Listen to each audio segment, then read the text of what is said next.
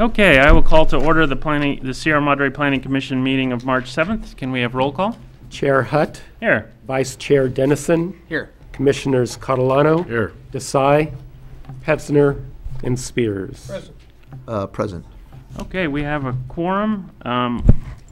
First item is approval of the agenda. Do we have a motion on that? So moved. I'll take that as a motion in a second. All in favor? Aye. Aye. Motion carries unanimously. Next is the report out from closed session. Thank you, Chair. The Planning Commission met in closed session this evening with legal counsel to receive a briefing on a matter of potential litigation. No action was taken. And that's the end of my report. Thank you. Item 4 is approval of the minutes from our meeting of February 22nd, or 21st, sorry. Does anyone have any comments or corrections on this? They look good to me. Yeah, I wasn't here. I'll recuse myself. I'd move approval. Second. Okay, we have a motion and a second. All in favor? Aye. Aye. Okay, so we have 4 in favor and 1 abstention. Next, we'll go to audience comments. If there's anybody in the audience who would like to address the Planning Commission on items that are not on the agenda tonight, please feel free to come down and state your name for the record and let us know what you're thinking. David Gordon, 460 Fairview Avenue. I saw in the papers some drawings about the proposals for Kirsting Court, and I wondered whether the Planning Commission, where there are, after all, some people who know about design and architecture, are going to have any input into this scheme. Until the last meeting, there was nobody on the Community Services Commission, which has been looking at this thing with any background in architectural design. And since it's a matter of urban development and the look of the city, it seemed to me important that the Planning Commission have an opportunity to give its views. Thank you. I do not know anything about that project, and I don't know if we know where that is or if that's something we need to research. Kirsting Court. Right. I know where Kirsting Court is. I just don't know about the status of that project. Yeah, I've not received an update regarding that project specific to Planning Commission review, Okay. even as a courtesy review.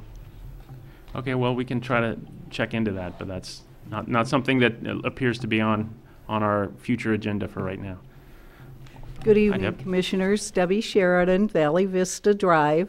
And I have been out of town for some time, and I'm just wondering how in the world this house got approved, since I don't always watch the Planning Commission. And I have some pictures. It's on East Grandview, and I'm sorry I didn't write down the address, but it looks like it takes up the entire lot, and it seems to be growing day by day. Every time I go by, it seems like it's bigger.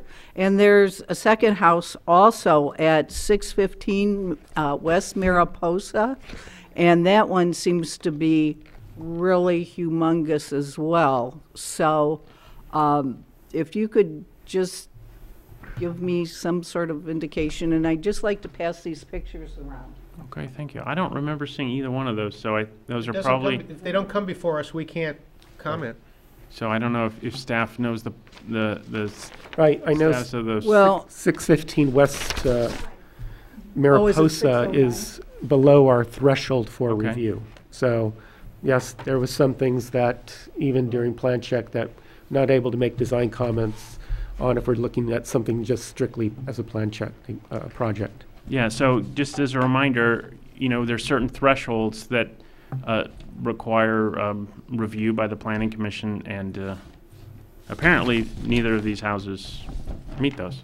So So we did not see him and we can't comment. Don't blame us. We didn't- it's- Well, you could I know, request then that you all drive by both of them and take a Certainly. look at them and, I think I'll one come thing back to in 2 keep in mind is that, we look at a lot of the design on some stuff. On smaller projects, some of this stuff is just of right, and people, if they meet the code, they get it built.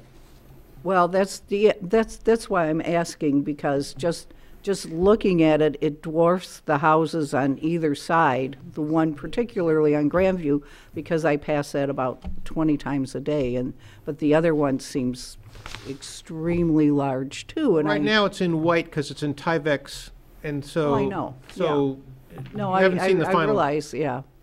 Well, we've heard that about the Hopefully, that's not the storyboards, final too, but siding. anyway, I don't thank think you very every- much, and I may be planning back in that is 2 the weeks as exterior. well to ask you what you found out. Thank you you. very Could I, much. could I make a comment on that? There are going to be times, we've had one within the last 2 or 3 months here, where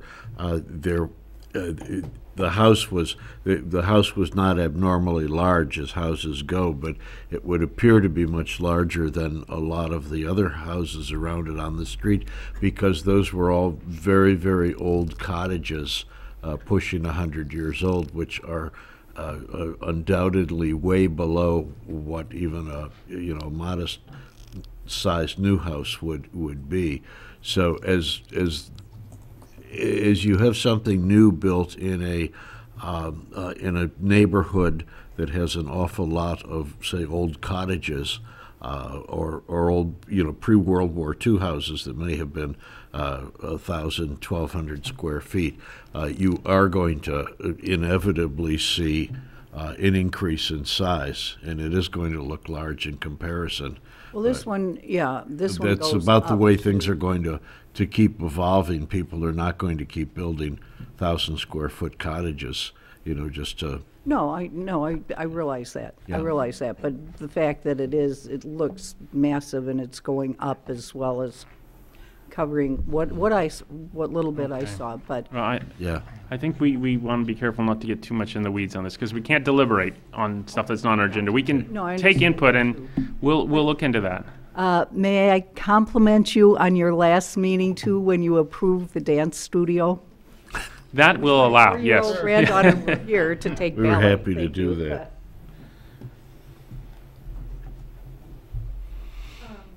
Ann Chesterman, 671 Brookside Lane.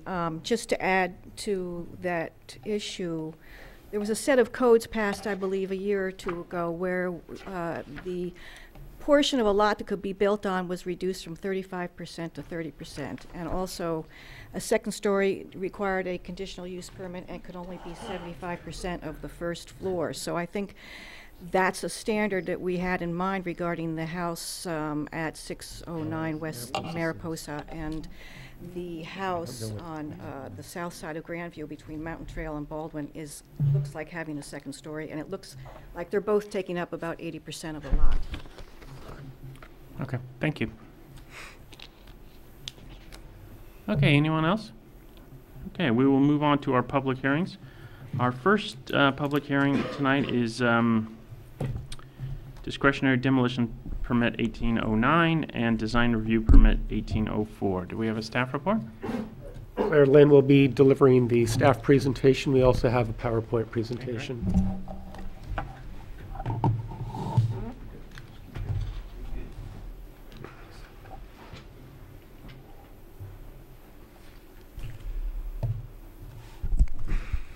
Good evening, chairs and commissioners. Planning Commission tonight will be reviewing a discretionary demolition permit and a design review permit for the property located at 91 East Bonita Avenue.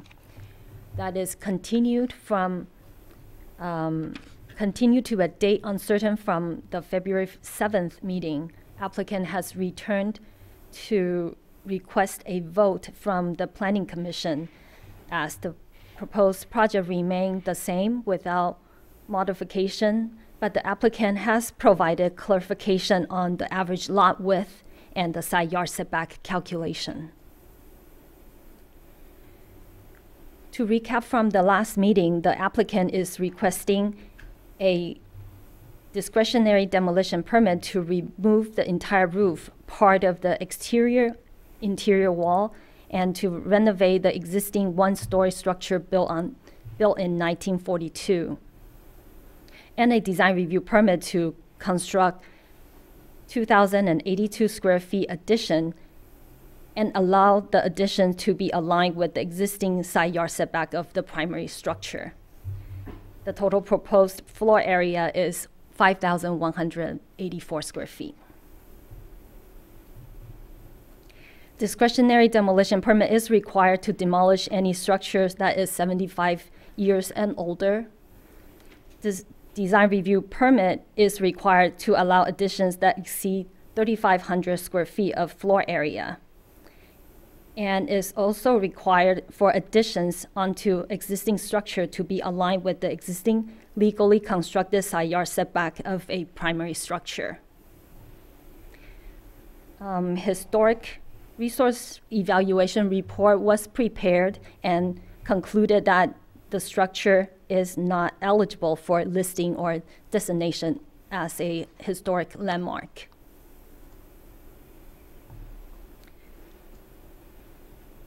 The property is located here outlined in red on the north side of East Bonita Avenue in the residential R1 zone. The property is a 27,740 square feet lot. The applicant has provided illustrations to calculate the average lot width with the 10 feet interval, and the lot width is determined to be 106.2 feet. And the depth of the lot is approximately 224 feet. The required 30% cumulative side yard setback is 31 feet 10 inches. Here are the photographs of the existing house. You also have the view of the existing sycamore tree in the front at the east perimeter of the property. Additional photos of the rear, which is the north elevation.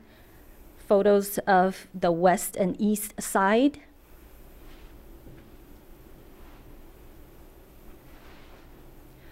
Proposed project has met lot coverage, building height, gross floor area, front and rear yard setback, and parking requirement by code.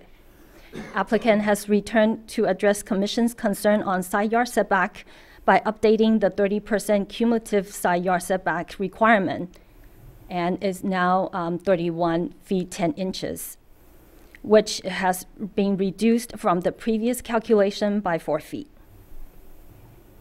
By retaining the side yard setback of existing non-conforming structure at 9 feet 3 inches and 12 feet 1 inch, it is providing a cumulative side yard setback of 20%.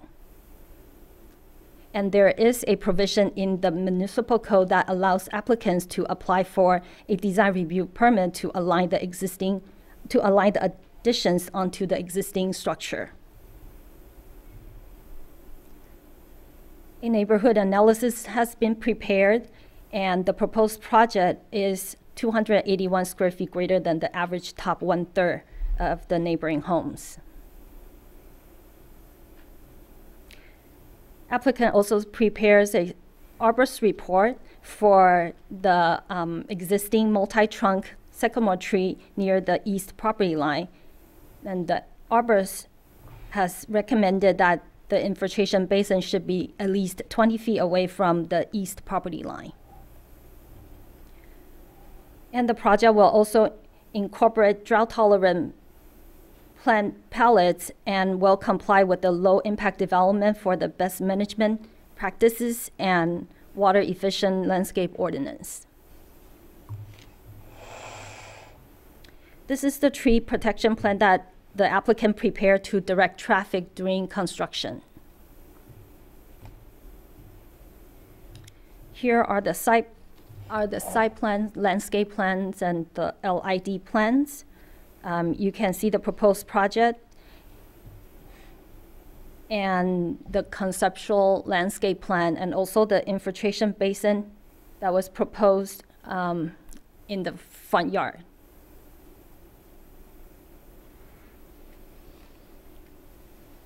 Applicant wishes to retain the plan and the building elevation that was previously presented. The proposed project is designed in colonial revival architecture to match the existing characters of the house as a one-story residence. Here are the existing floor plan. Is a 4-bedroom residence, and the proposed project remain as a 4-bedroom residence. This is a key diagram showing where the purple colors are. They are the additions. Here is the infill addition in the front, and the rest of the addition in the rear. Green color here shows additions to the garage, and the blue color is the new proposed pool house and the pool.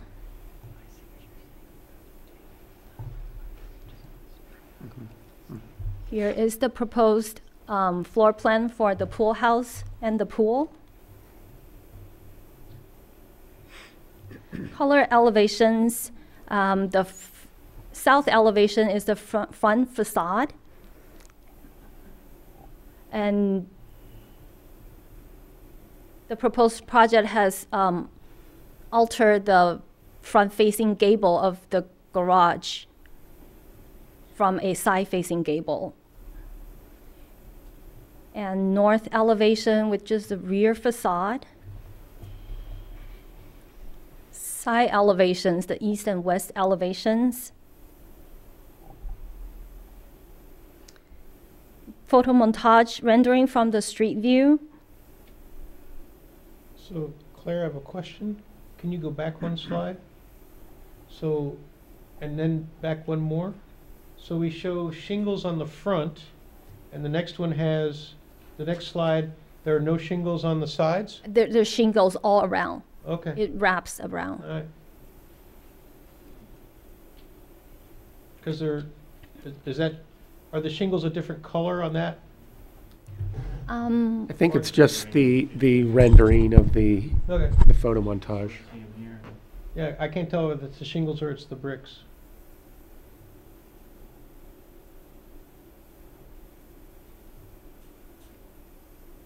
Here are the samples of proposed colors and material that will be used for this project. Can we go back on? I'm now, Bob's got me confused here. So the brick and the shingle, the white shingle and the brick, where are those gonna go? There's no brick. This is the shingle side panel. The rock, is that's not gonna go anywhere? I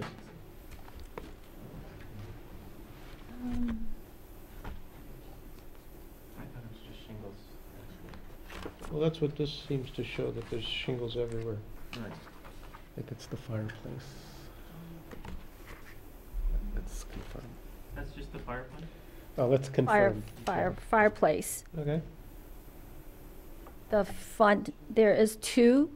One in the rear. in the rear Okay. here, and then one in the middle. Which was existing.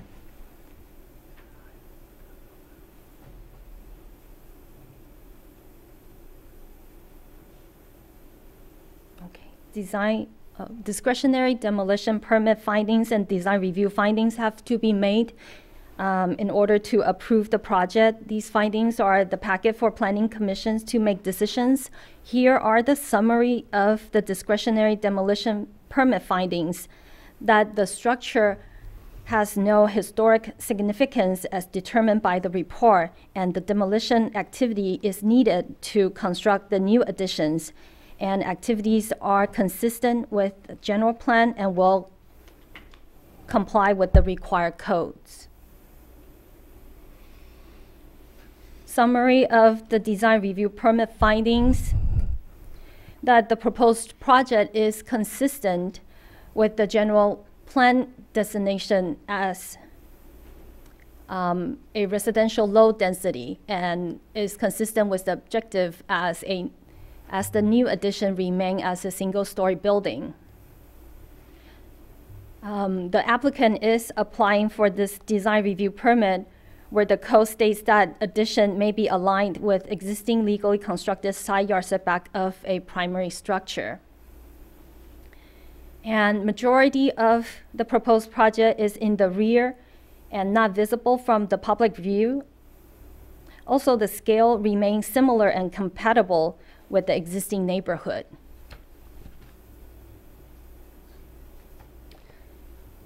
The proposed project reflects the scale of the neighborhood as it maintained as one-story single-family residence. And with 18 feet in height, the proposed project will not interfere with the view and the privacy of the neighbors. The proposed project exhibits a colonial revival architectural style that is coherent throughout.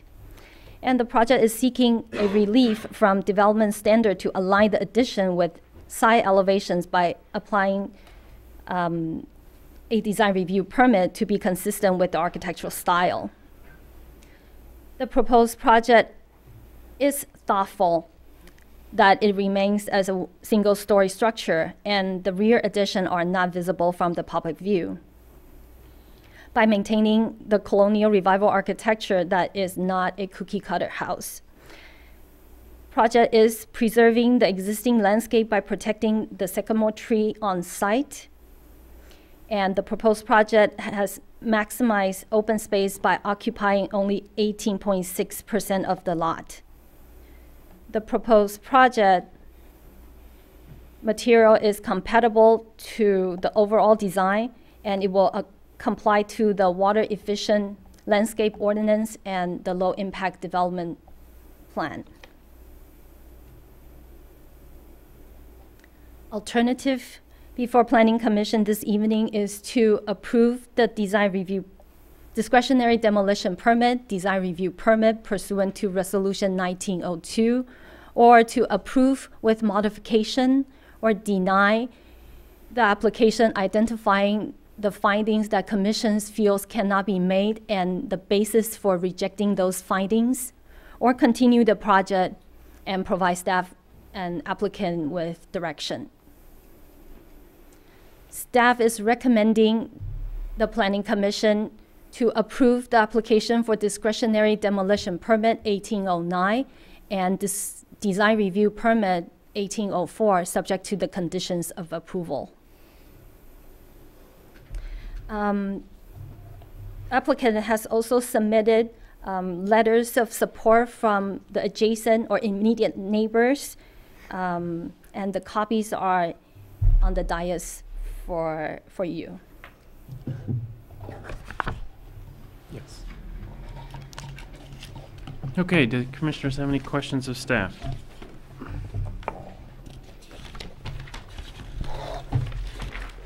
Just one, the side yard, the 21-foot setback, rather than just averaging it out, that's on the garage side, is that correct? That's a cumulative. Okay, the short side, it should be 31, I know it's. No, they're both. That's Both. adding, that's adding them together. Right, but the one side that's only, I was looking at the thing, it said something proposed and existing, one was 30-something, and it said.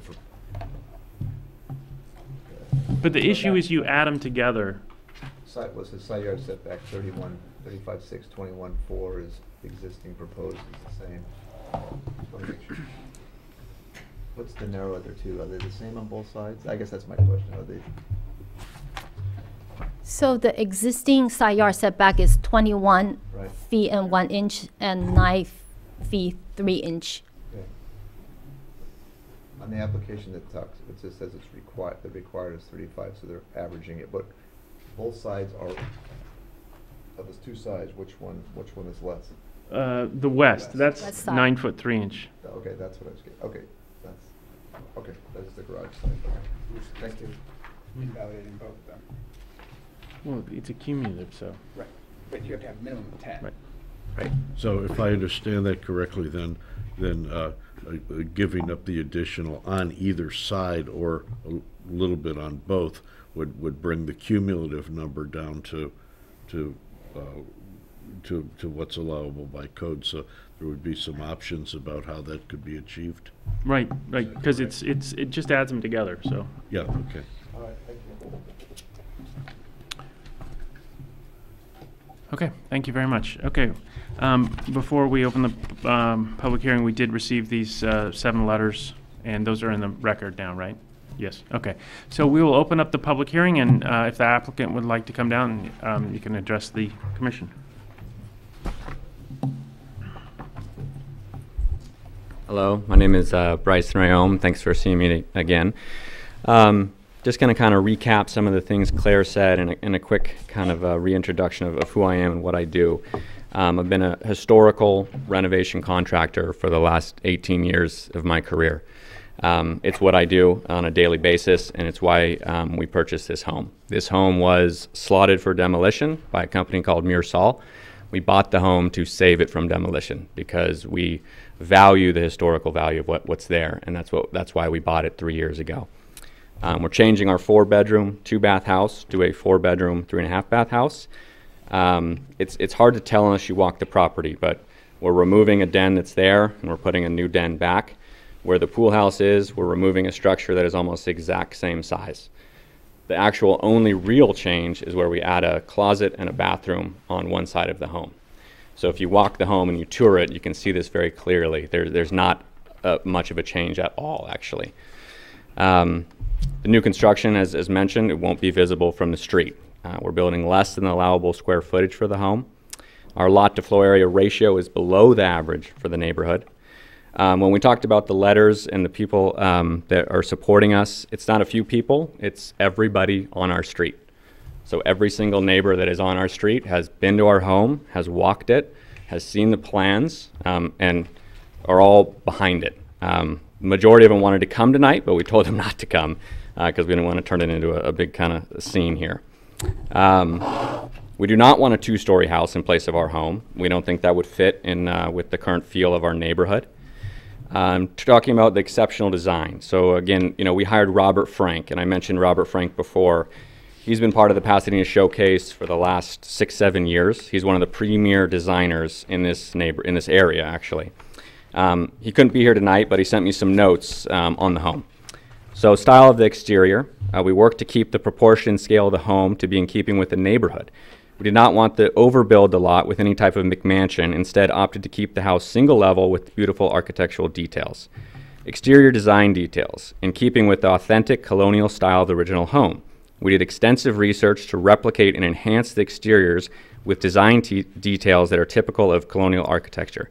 These include attention paid to massing and roofline of the house, a keen attention to the exterior millwork details, window and door styles in keeping with the architecture, exterior siding and stone details in keeping with the colonial design of the home, an exterior color scheme that is true to the colonial style of the home, exterior design details like lighting and landscaping to enhance the home's curb appeal.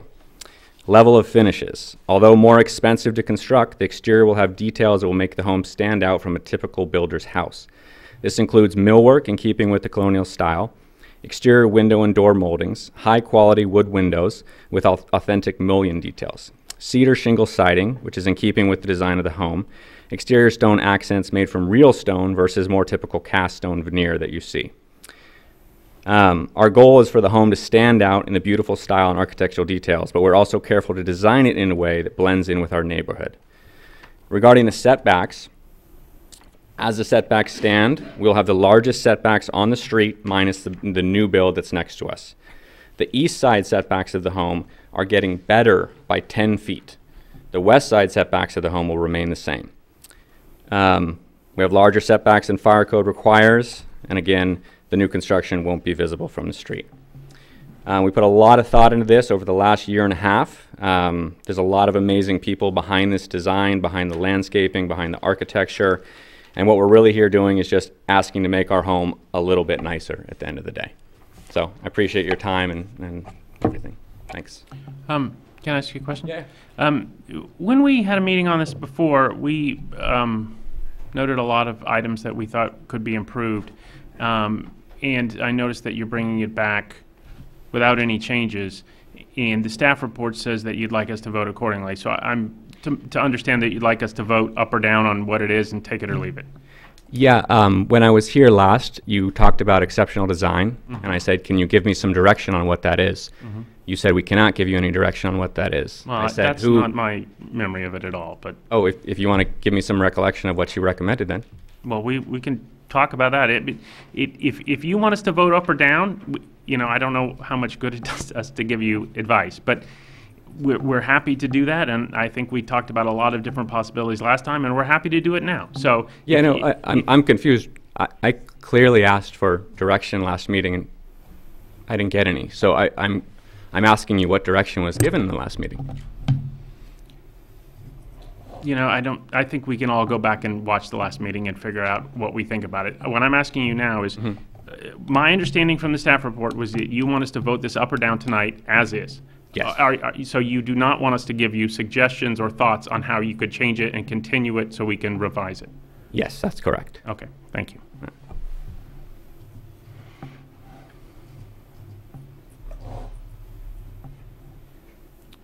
Okay, would anybody else like to address the commission?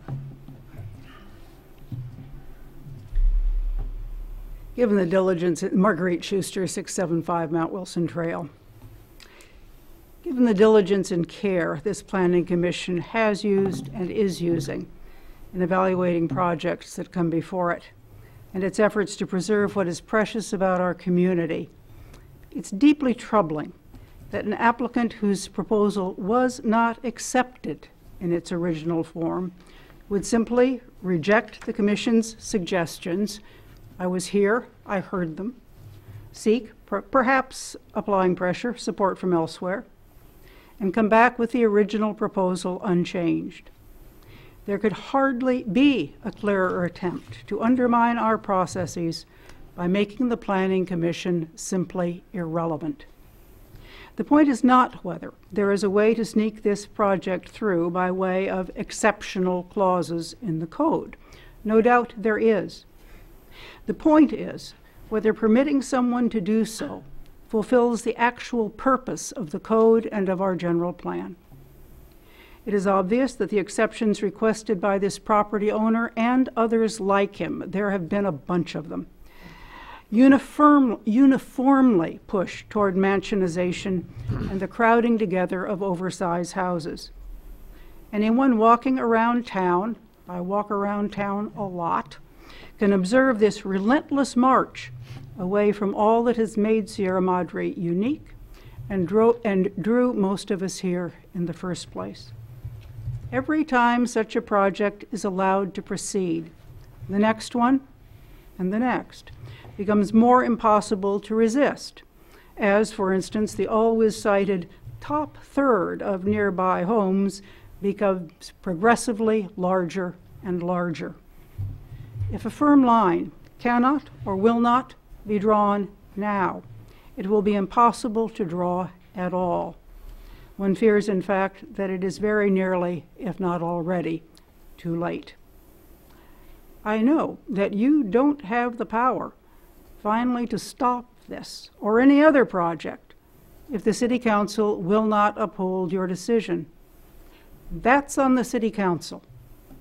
All you can do is do what is in your power. Draw a line and just say no. Thanks. Thank you.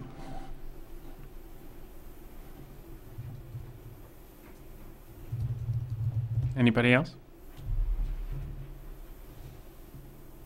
Okay, I will close the public hearing and bring it back to the commission.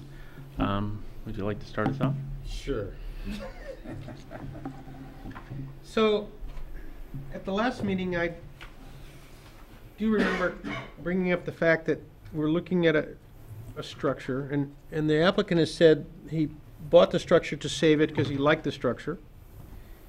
And it is a somewhat colonial appearance. It has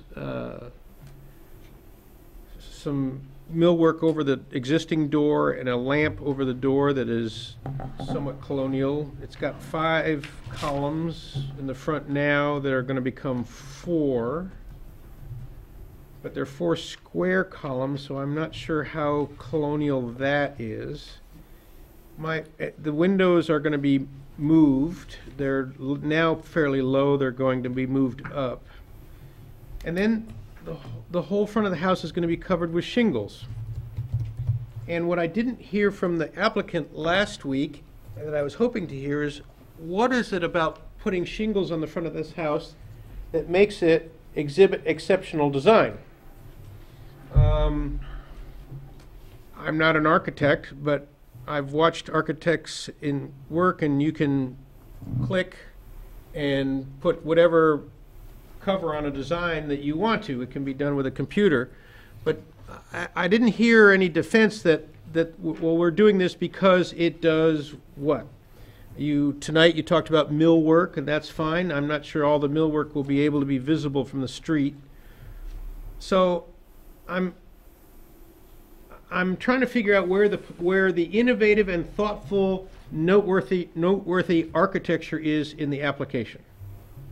The applicant, I don't doubt, has a lot of emotional commitment to the design that his firm did for him. And I will clearly stipulate that the application itself is of exceptional worth. We got detailed drawings, and we got down to wiring plans, which is something that I've almost never seen.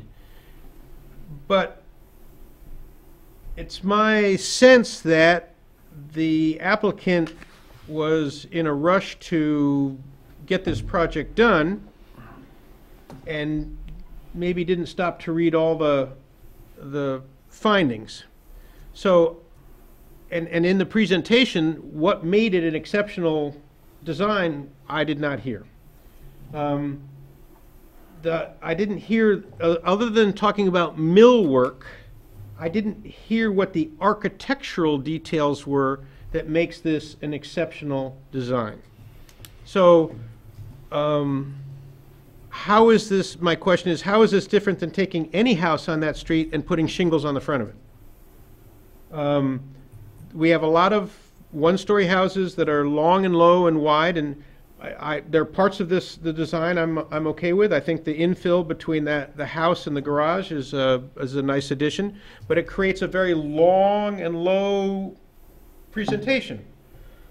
I'm not sure that covering all that with shingles makes it more appealing, or I think there's some things that you may need. I would like to see to have you break some of that up, because the house is going to be wide and low when it's presented. You could have possibly added a lot of planting in the front to break some of that up. That would be and that would enhance maybe some of the more colonial aspects with it. Right now, the way it is now, it's a combination of some block and stucco on the garage. I understand wanting to have some kind of consistency across, but I haven't figured out why it needs to be this way as opposed to some other ways, and why it can't be a little more articulated. So you've gone from 5 pillars to 4, okay, but they're still square pillars. Is that really colonial? I grew up on the East Coast, and there were some houses that were colonial, but with square pillars, but those were all more the federal look. But I'm not an architect, so I haven't heard from the applicant his defense of the exceptional design through a combination of noteworthy and thoughtful architecture.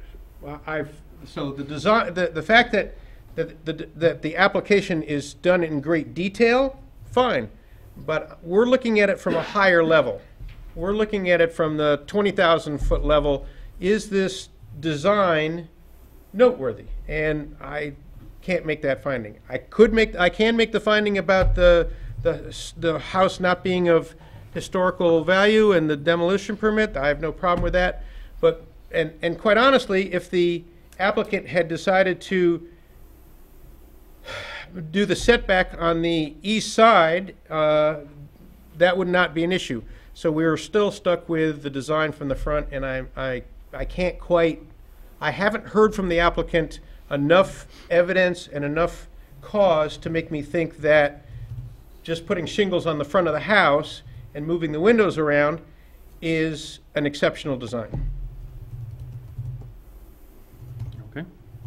Tom, you ready to go? Sure.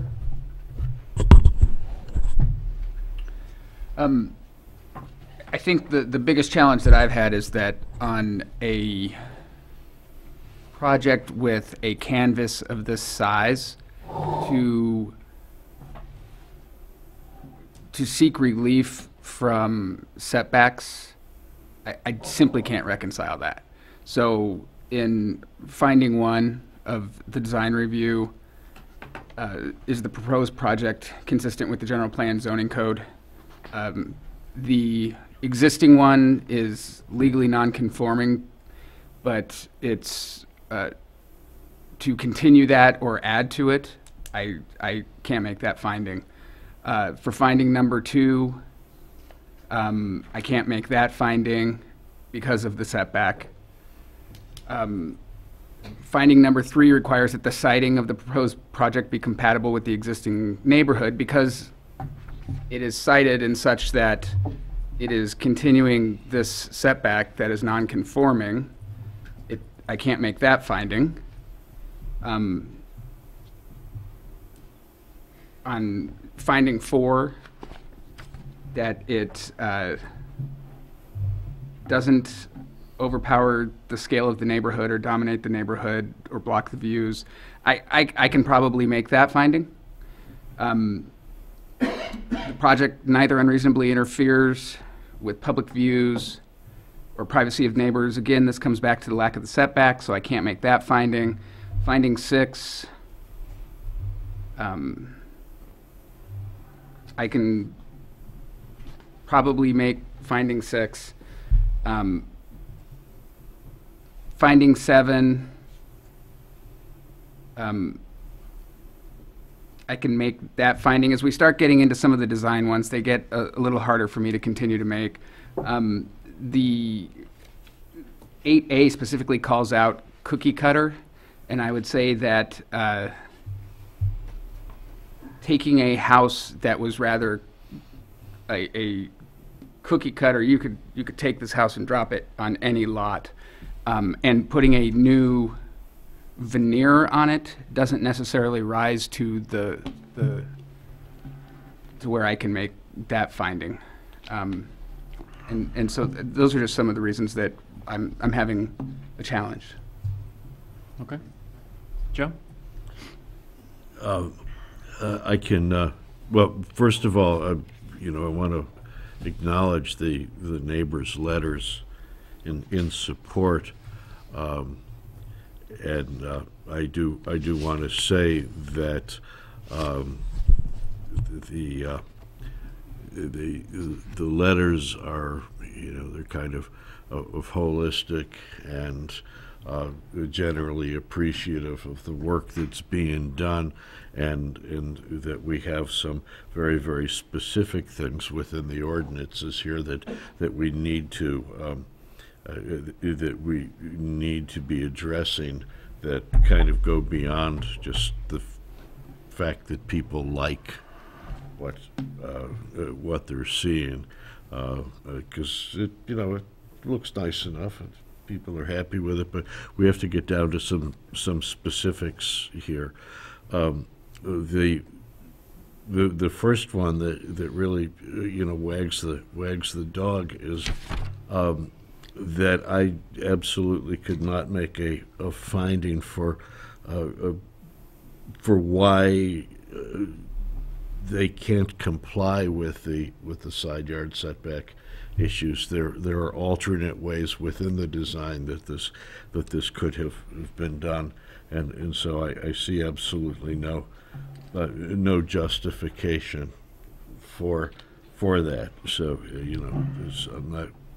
can't make a finding that way. I should mention that the demolition permit I have no problem with, but I'm going to tell you why I have a lot of problems with, and I'm against the design review here.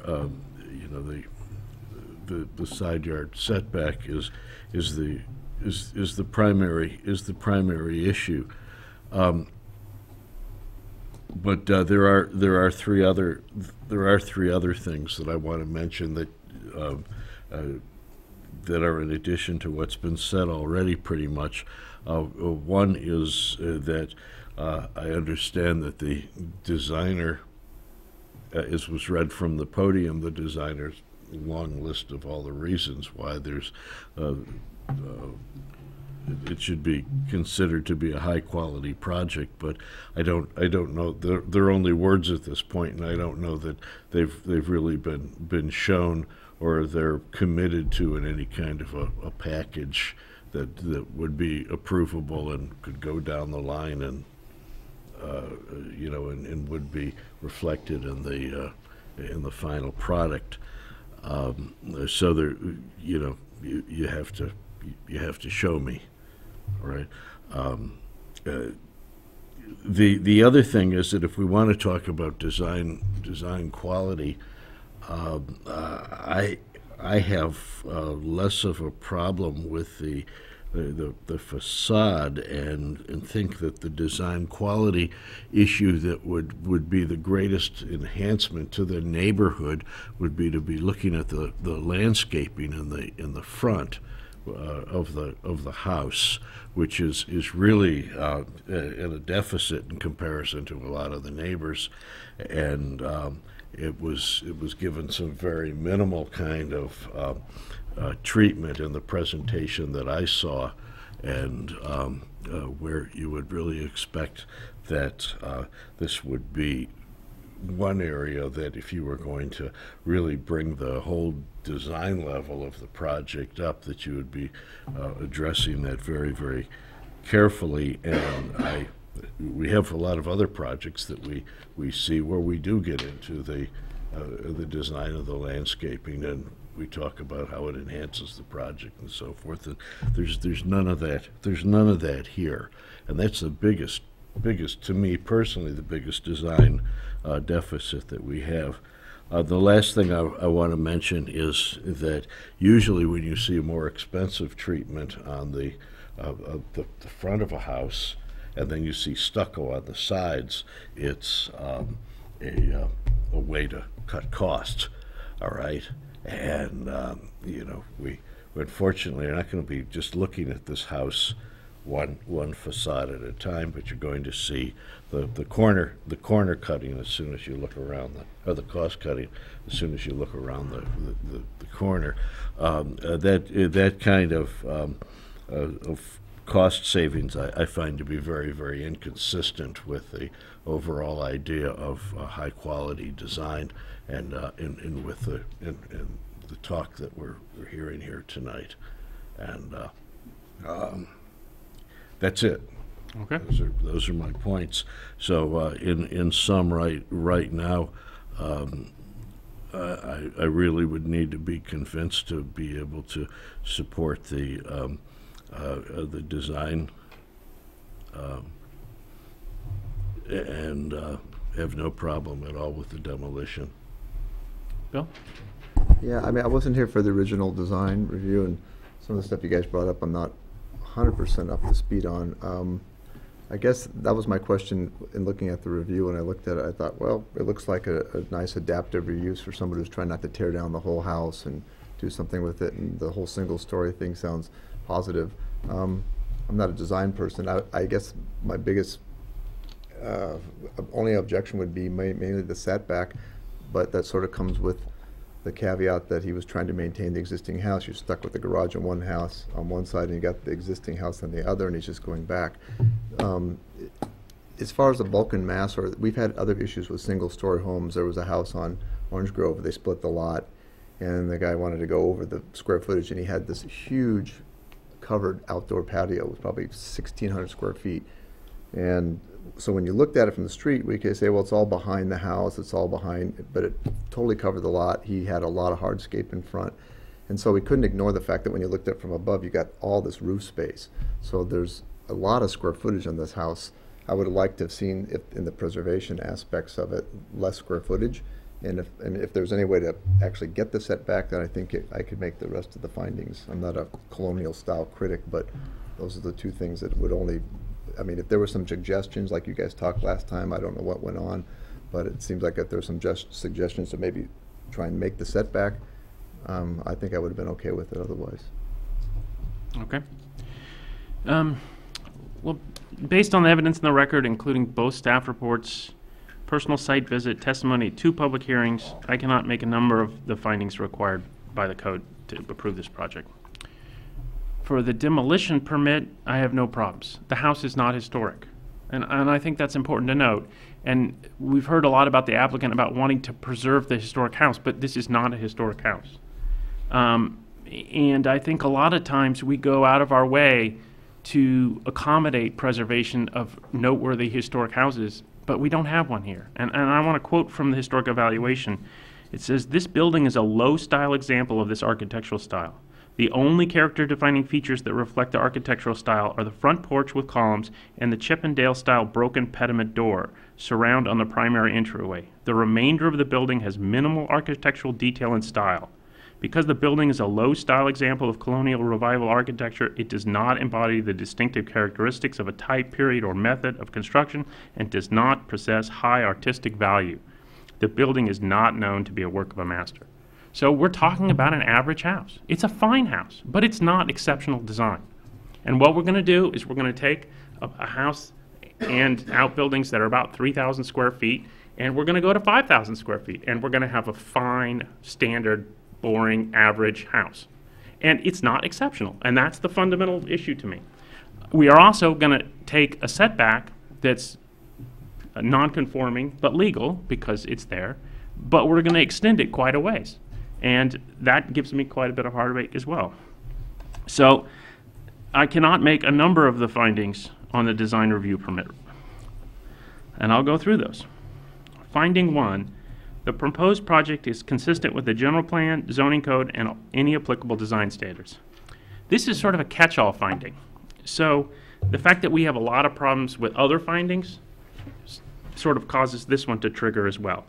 And if you want to look and comb through the general plan, for example, I certainly can't find that the project is, quote, compatible in its design and scale with older established development in the surrounding neighborhood. Finding 2, the project will not unreasonably interfere with the use, possession, and enjoyment of surrounding properties. Here we have a very large house, and I'll talk about that later about how that relates to compatibility with the neighborhood.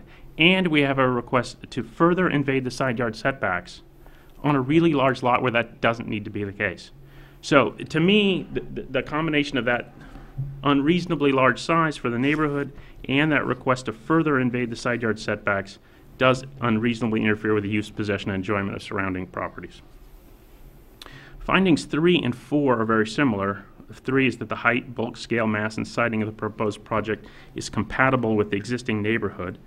And 4 is the proposed project reflects the scale of the neighborhood in which it's proposed. So here we have a project that's, I think, not compatible with the neighborhood and does not reflect the scale. One of the things we've talked about a lot in these size comparisons is that it's within the third. We've never come up with why we do that. But if you're in the top third, you're already a lot more. We don't compare you to the average. In statistics, sometimes what do you do to measure how close something is to the average compared to other ones is you take a standard deviation. And if you're within one standard deviation, one way or the other, you're sort of, to the naked eye, about average, because there's some variation.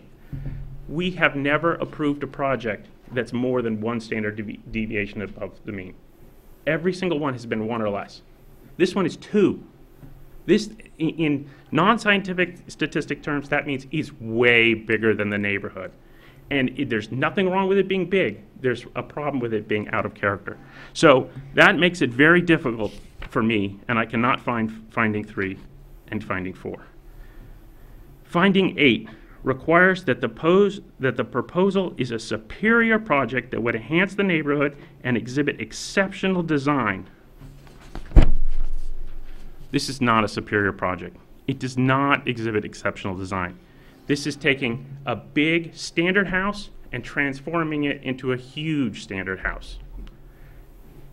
The whole point of this finding was to require really big houses to have really good design. It's not just that it doesn't, oh, it's okay. And I appreciate the neighbors' letters in response. And when you read these, as Joe was saying, they're sort of generic because they're saying, yeah, it's fine. It doesn't bother me any. But our code requires exceptional design. It really wants something extra, not just okay, not just good. Subfinding A of finding 8 says it requires innovative, thoughtful, and/or noteworthy architecture that is responsive to the specific site rather than standard or generic or cookie-cutter plans. This house looks like it could be a tract home model. It is the standard bearer of generic or cookie-cutter. I find nothing innovative, thoughtful, or noteworthy in the architecture. Let's remember, the historic evaluator said it is a low-style example. This is not an exceptional design to begin with, and then we're expanding onto it. There is an opportunity here to take a decent, fine, standard house and make it exceptional, and we're missing that opportunity. So if you had an exceptional house to begin with and you added some on in the back, yeah, that's exceptional design to me. But that's not what we have here. Subfinding 8E, I want to get into that one, requires high-quality architectural details and building materials compatible with the overall project design. Joe noted some issues with transitions, but to me, the big issue here is not the quality of the materials, it's the compatibility, because I don't get the siding. This siding doesn't make sense to me on a colonial, and it doesn't enhance the project to me, it detracts from the project. So I want to get back to this project size issue. There's nothing in Sierra Madre code against large houses. I don't have any issue with large houses. If we wanted to ban large houses, we would have just set lower floor area limits and say you can't build more than that. We don't do that. Size is not the issue here. However, our code does require that projects be compatible with their neighborhoods, and size is a factor in evaluating that compatibility. Our code also requires projects to be well designed, and for large projects, we require even more. We require them to exhibit exceptional design. These compatibility and design requirements are not fluff to be ignored in the face of objective criteria. It's not just some window dressing and stuff we write in a report. In fact, Sierra Madre Municipal Code section 17.60.041F states that these requirements are, quote, meant to impose significant, separate, and additional burdens on proposed projects, with the understanding that in many cases, satisfying such burdens may call for significantly reduced development intensity than is allowed otherwise. To illustrate how this is meant to work, the code section provides examples. Let me read a couple of them to you. Example number 3 is, to ensure compatibility with and not to visually overpower or dominate a neighborhood, the floor area of a proposed project in a neighborhood predominated by smaller homes may need to be much lower than allowed by objective criteria. Example 5 says, to exhibit exceptional design through noteworthy architecture, the floor area of a proposed project may need to be much lower than allowed by objective criteria in order to allow space for articulation, variation in massing, covered porches, and other enhancing architectural features. To me, this project sounds exactly like those examples.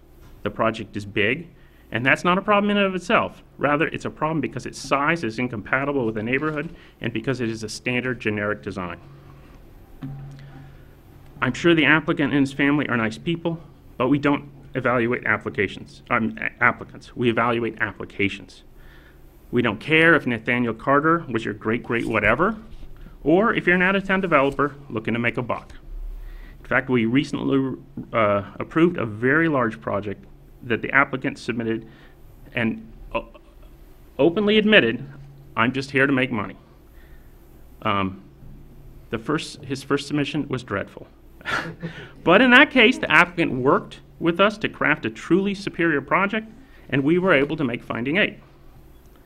As people in town know, development has been slow because we have a moratorium in place because of the drought. However, we've been recently blessed with plentiful rain, and there are bills circulating in Sacramento that would prohibit cities from enforcing moratoria. One way or the other, our moratorium will likely soon be lifted. In the past, Sierra Madre suffered a spate of large, poorly designed developments. People were rightly upset And we all worked cooperative to craft new zoning codes to prevent this from happening once the moratorium was lifted. The heart of this zoning code revisions is the design review process and findings, especially finding 8. This project, to me, is the poster child for what finding 8 was designed to prevent. It is way larger than the neighborhood. It is tract home standard. It does not exhibit exceptional design. There's nothing superior about it. If we approve this project, we will find ourselves right back where we started, and we'll soon be overrun by projects we don't want. That's what I got. So with that, do we have a motion?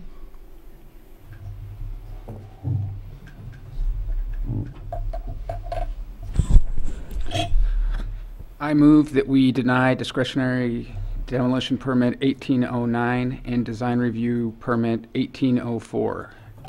Can I ask council a point of order? Can we approve the demolition permit and deny the design review permit? Because I don't think anyone had a problem with the demolition permit. No. Or do they have to go together? They really have to go together. Okay. The code was written that way, that in order to request a demolition, you have to also show us what you're going to put Oh, it's in linked. its place, It's so linked they're to what's linked. going, Yeah. Okay, we have a motion. I'll second. We have a motion and a second. All in favor? Aye. Any opposed? Okay, motion carries unanimously. And we will move on to our next public hearing.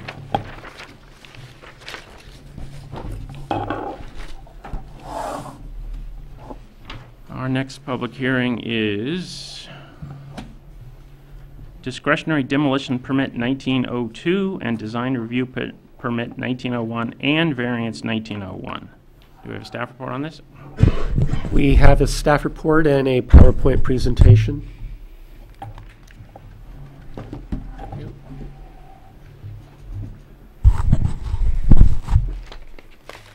So the applicant is requesting a discretionary demolition permit for the demolition of the house. Also, I wanted to point out that the house is not historic, although the wisteria vine on the property has significance, and that will be preserved in place with the proposed design configuration. A design review permit is required for this project because it exceeds the total square footage of 3,500 square feet. And a variance is offered in this case to maintain one existing garage space instead of the providing 3 spaces that is required by code. The project proposes a total net gain of 199 square feet in additions for a total floor area of 3,896 square feet. This is the project location on North Hermosa Avenue, surrounded by single-family properties. You can see the areas of work highlighted in red, with the bathroom addition towards the north view, northern portion of the property, and the reconfiguration of presently covered porches into the design of the house. And you can see the wisteria vine located, outlined in purple. This is the photograph of the house, which is facing east. The house was constructed in 1936. This is on the side yard facing south. And it also shows the location of one of the wisteria vines.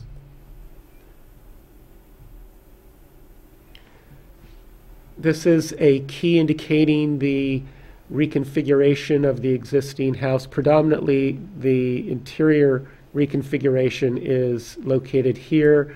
This section here is not a part of the existing project renovation. It's in place already. There's the small 71 square foot restroom addition, reconfigured entry, which was in this location. They're moving it out here. This will now be a transition into this entire family room space and a new balcony.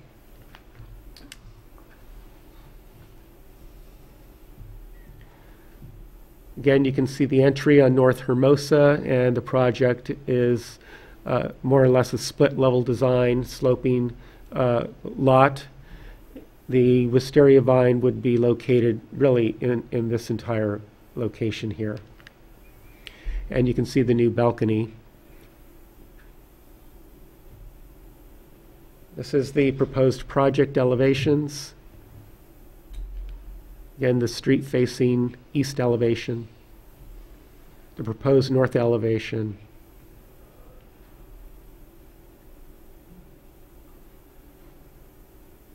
West and east elevations.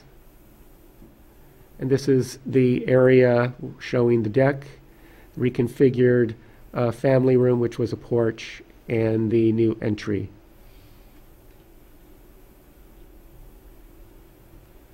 The proposed materials, the roof material is proposed as onyx black.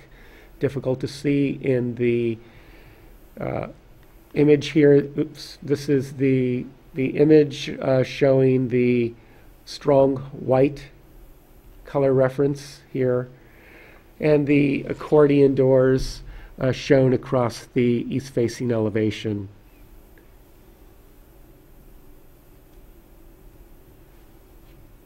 Project information predominantly meets all the code required lot coverage, size, building height, and gross floor area. There is a existing non-conforming setback along the north side elevation at 5 feet 9 inches. The code requirement is 10 feet. And also the other deviation is this is a 5-bedroom house, which would require 3 parking spaces per code. Currently, there is 1 parking space within a 1-car garage, and that also accommodates an additional space, open air, in the driveway, so that does not comply with code.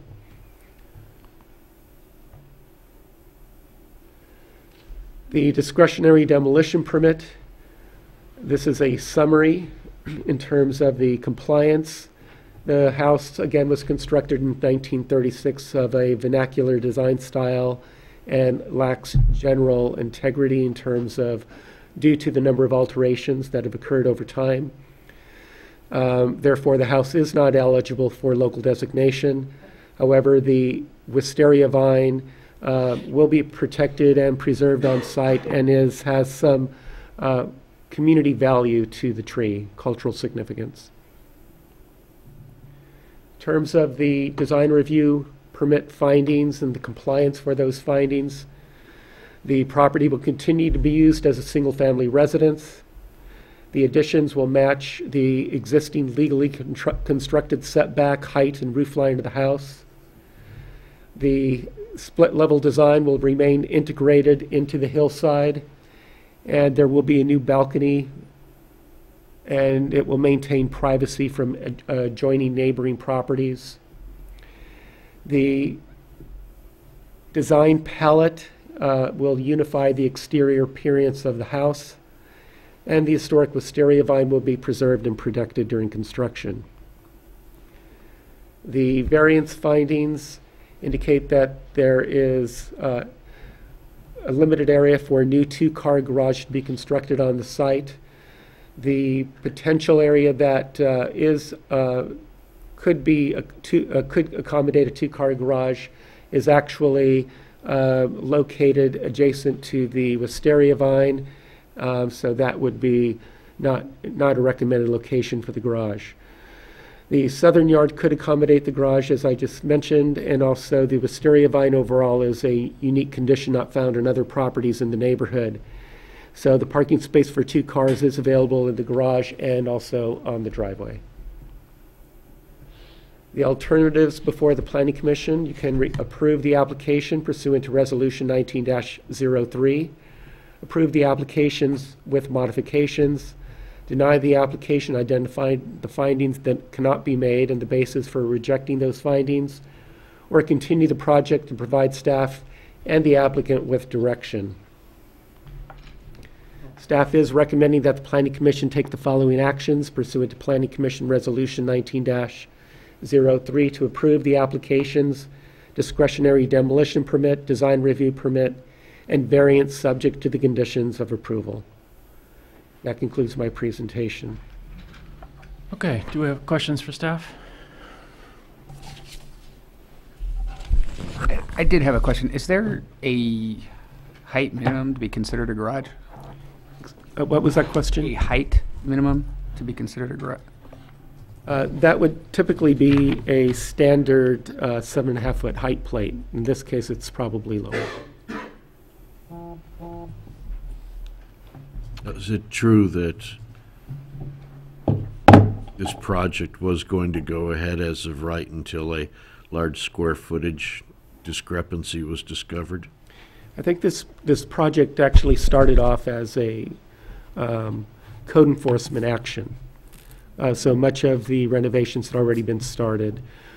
We asked the applicant to prepare a site plan, floor plan, to show us the detail and the extent of the renovation. We were told that it was basically creating a new bathroom and extending that one building line to enclose that space. Staff continued to research the project further. We noticed discrepancies between the assessor records total square footage in comparison to what is being presented. There was also, we found that there was another level below, so we asked for the plans to be revised further and show us the full extent of the project. So this is a house that you can see not necessarily under current ownership, but prior ownerships, that you can see the house has grown over time. And I think this is some of the reasons why our codes are structured as they are, to account for square footage that could even be a covered porch if it's not included in the front yard, or balconies that are covered from below or even above. And this is how this house has grown over time. So it was never approved as of right until, and then rescinded because the square footage was way off. I think when the project was looked at over the counter and it was being stated that they're adding a 71 square foot bathroom, that was approved by right. Once it went through further evaluation and plan check, then we said there's something amiss in the overall project, and we kept asking for further clarification numerous times. Yeah, are you done? Go ahead. Sorry, I didn't want to Sure, step go on. ahead. Yeah, I had some question about the square foot calculations and comparison, and maybe this is something that the applicant can address better, but it seems that we're talking about a net addition of 199 square feet, but we're not comparing apples and oranges, because one of the things that's existing now is an eave overhang that's more than 4 feet, which under our code we count as square footage, and the applicant is talking about taking that back. Right. And so if you count that full square footage under the existing, I don't know, we might be talking about a net reduction of square footage. I would like to know what that measurement is. So actually, we did clarify that with the architect, and he did include that as a net. So this is actually a net gain, including that total square footage of the overhang. But the thing is on the diagrams we have, it's not included in the existing square footage. So I don't know how that I saw, and so maybe we can get to that. The other thing I wanted to talk about was on the variance for the parking. It seems to me that variances are typically a very difficult hoop to jump through, and we recently updated our non-conforming ordinance to deal with this kind of situation exactly, and it would be much easier under that code to grant a minor conditional use permit. That's section 1756-090B3, which says that any additional or alteration to an existing residential structure for which additional parking spaces are required pursuant to Chapter 1768 or otherwise by this code, but does not provide any or all such additional parking spaces, may nonetheless be approved with a minor conditional use permit in accordance with Chapter 1760 upon the additional finding by the reviewing authority that such parking deficit will not unreasonably overload street parking or public parking facilities nor create a nuisance.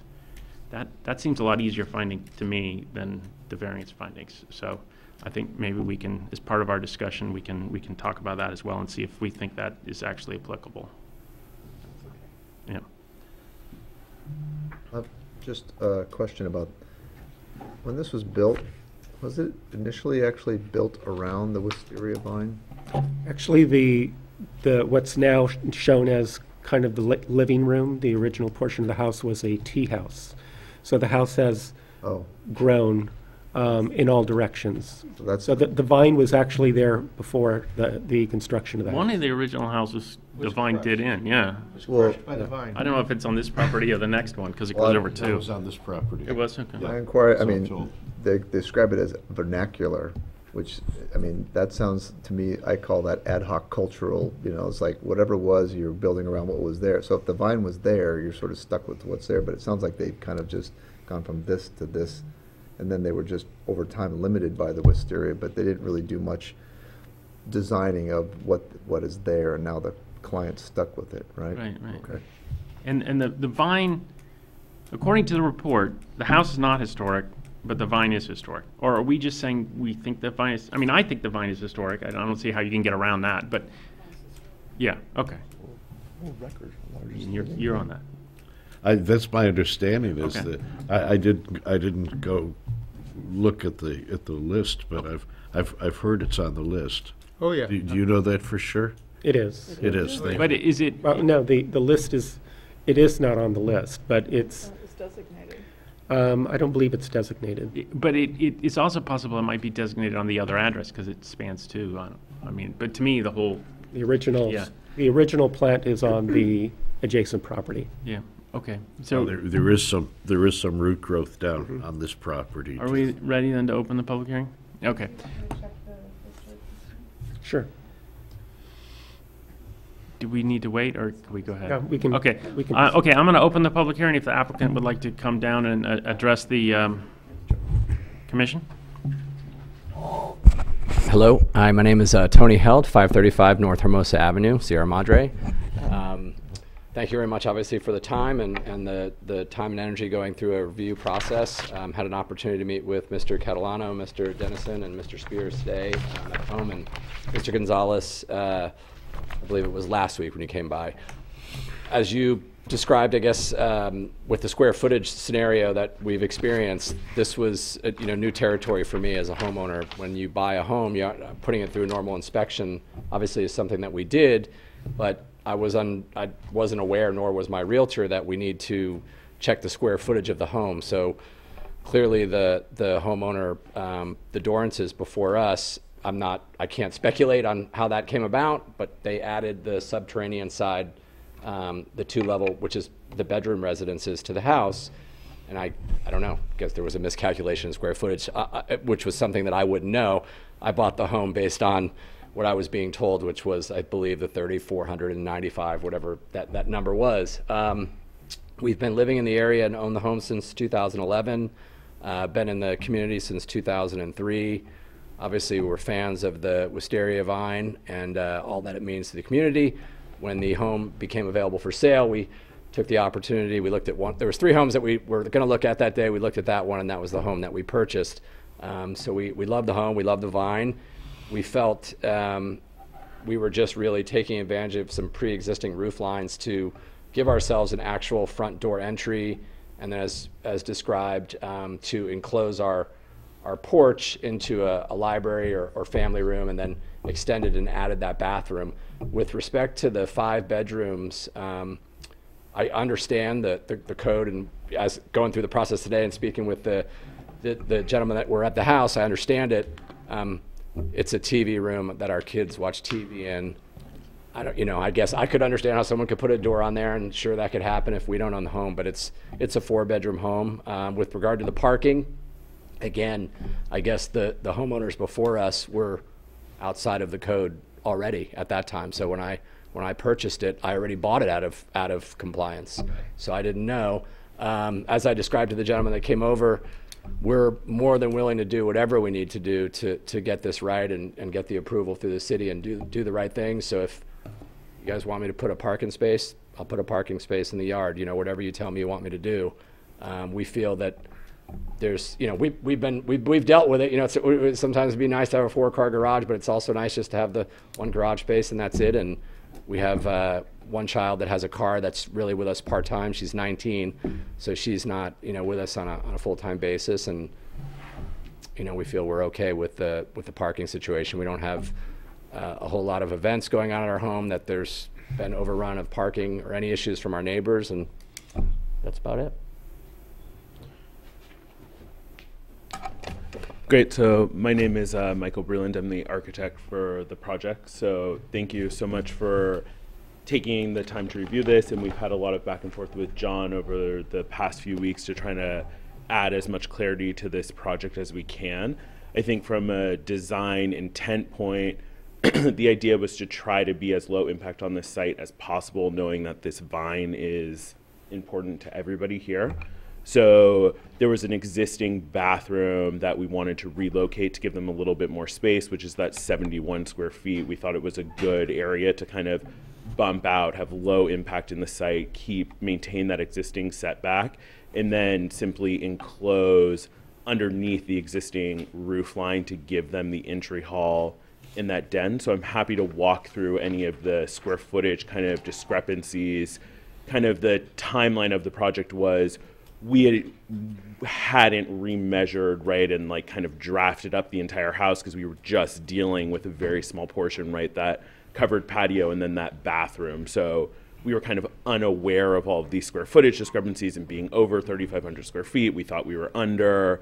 We had a approval from the building department, which is why they had started construction, and then kind of in that process realized, oh wait, we need to stop. We have additional approvals that need to happen. So it was never the intent to move forward with construction without the required approvals. It just simply kind of unfolded as we move through this project. So I'm happy to answer any questions you guys have about this. Go ahead. Well, I don't have any. I just want to ask more questions about this, the style of the house. Sure. Was there any, other than you were just sort of trying to do something and you're sort of stuck in the middle of it, was there any thought to redesigning? Sure. So Vernacular? we had the historic review done. It was a minimal traditional house. I don't think the homeowners had any intention of taking on like a larger kind of design project in terms of like, let's change the style of this house or let's enhance the style. So we are trying to have like a light-handed touch on this renovation and maintain this minimal traditional style as much as we can, and kind of have any of this infill sit with what's already there. I hope Dealing that with the structural problems, yeah, trying to exactly open up the inside walls and make sure that whatever was discovered you could fix. Yeah, exactly. You're not proposing to add any new bedrooms or anything. No. The existing house has been this way. I mean, obviously it's accreted over time, but do you know how long it's been in this sort of general size? When we purchased home. Can you come to the? I'm sorry, we need to record this on tape. Got it. When we purchased a home, it was exactly as it is now in terms of the square footage and the the bedroom allocation and restroom allocation. I'm not certain on the dates and timing of it, but I believe the Dorances had purchased the home in about 2002, and then in 2008, I feel like is when it was that they actually did that addition to the original structure. Oops, sorry about that. Where they did the subterranean side, the 2th floor where the bedrooms are. But with regard to the parking, you haven't really experienced parking issues. You haven't heard complaints from your neighbors. You don't know that the Dorans, since when was it, 2008 or whenever, had issues with that? I don't. I mean, we've got great relationships with our neighbors. We know them all. We're not having parties at our house, and that's just not what's going on there. So right. If there's ever, I would say the max there was ever cars at our house would be like, a third or a fourth, and just 2 in the street. So because I think the concept of the non-conforming ordinance is if everyone's gotten used to it already, and you're not increasing the intensity. I mean, because you're not going to draw more car trips because of what you're talking about, because you're adding a bathroom. Right. Then can't everyone just continue to live with it? And so, I mean, that to me makes sense. Now, getting back to the square footage, I wanted to get onto this because the staff report shows an addition of 199, and the existing square footage I'm talking about the existing house, not the renovation, is shown on sheet A10. And if you look at the existing first floor square footage of 2,972, if we're on that diagram, you see on the south, there's the dotted lines where the overhangs are. Sure. That's square footage according to our rules. So if I don't know if you can measure it on that, but if you measure the extent of that dotted line times the depth of the eave, which I didn't take a tape measure to it, but I drove by and it looked like it was at least 4 feet. It might be more. That's all square footage in your existing that you're taking away. Sure. So can you make a rough calculation of that? Because that seems like 200 square feet easy to me. Yeah, I agree. So I think we're talking about a net reduction in square footage. But yeah, it could be net neutral. Yeah. But and this is a new issue for us. We've never dealt with the addition of the issue of what does it mean to add square footage? Like if you cut off one part and you add it somewhere else, do we still want to do the full design review? Or is it net? If it doesn't add net, we don't. Or if you add it in the front. I mean, these are just issues I don't think we've touched before. And so, you know, I look at this and I say, this is the same house. I mean, fundamentally, you're not really wankling it up or anything. Yeah, which is the intent. But you're still adding square footage in some places and you're taking it away in others. So, you know, do we want to require a full design review for that? I think Chair Hutt raises a really good point. We haven't seen this before. But if the house is being redesigned or the square footage is shifting such that you end up with the same thing or actually a net loss of what was there before, then I don't think that design review is necessarily triggered here. I think that's what's being suggested. Well, we have a concept in was it in the commercial code or I think it was in our commercial code update where we talked about one of the triggers was a significant change to the view of the exterior. Right. And so I don't know if when we're presented with an issue of first instance like this, we have to amend the code or we can just interpret it. You can interpret it. But to me, it seems like even if someone has a net negative project, if they add some big hunkin' nasty thing on the front and then they take away in the back, I want to review that, right? But if they're tucking in a 71 square foot bathroom where no one's ever going to see it, I don't want to torture people jumping through hoops. So maybe we can, I don't know if we can craft an interpretation on the fly or how we deal with that. And I don't want to step on other commissioners' shoes either if you guys want to jump in on it. But Are we ready to go to discussion or? no, we still need to hear from other people. I guess, I'm sorry. Thank you. Thank you for reminding me. I'm getting carried away here. We're in question phase. Thank you very much. Is there anybody in the audience who would like to address the commission on this application?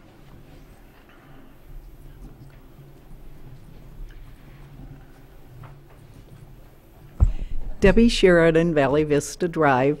My concern is the vine and how it is going to be preserved because that is Sierra Madre and it is historic. And we saw at One Carter where we had trees that were going to be preserved because they were protected and all of a sudden they were gone. So that's my biggest concern. You've answered the other questions that I had. Thank you. Thank you. Anybody else? If you guys want to respond to that, please do. I appreciate the concern.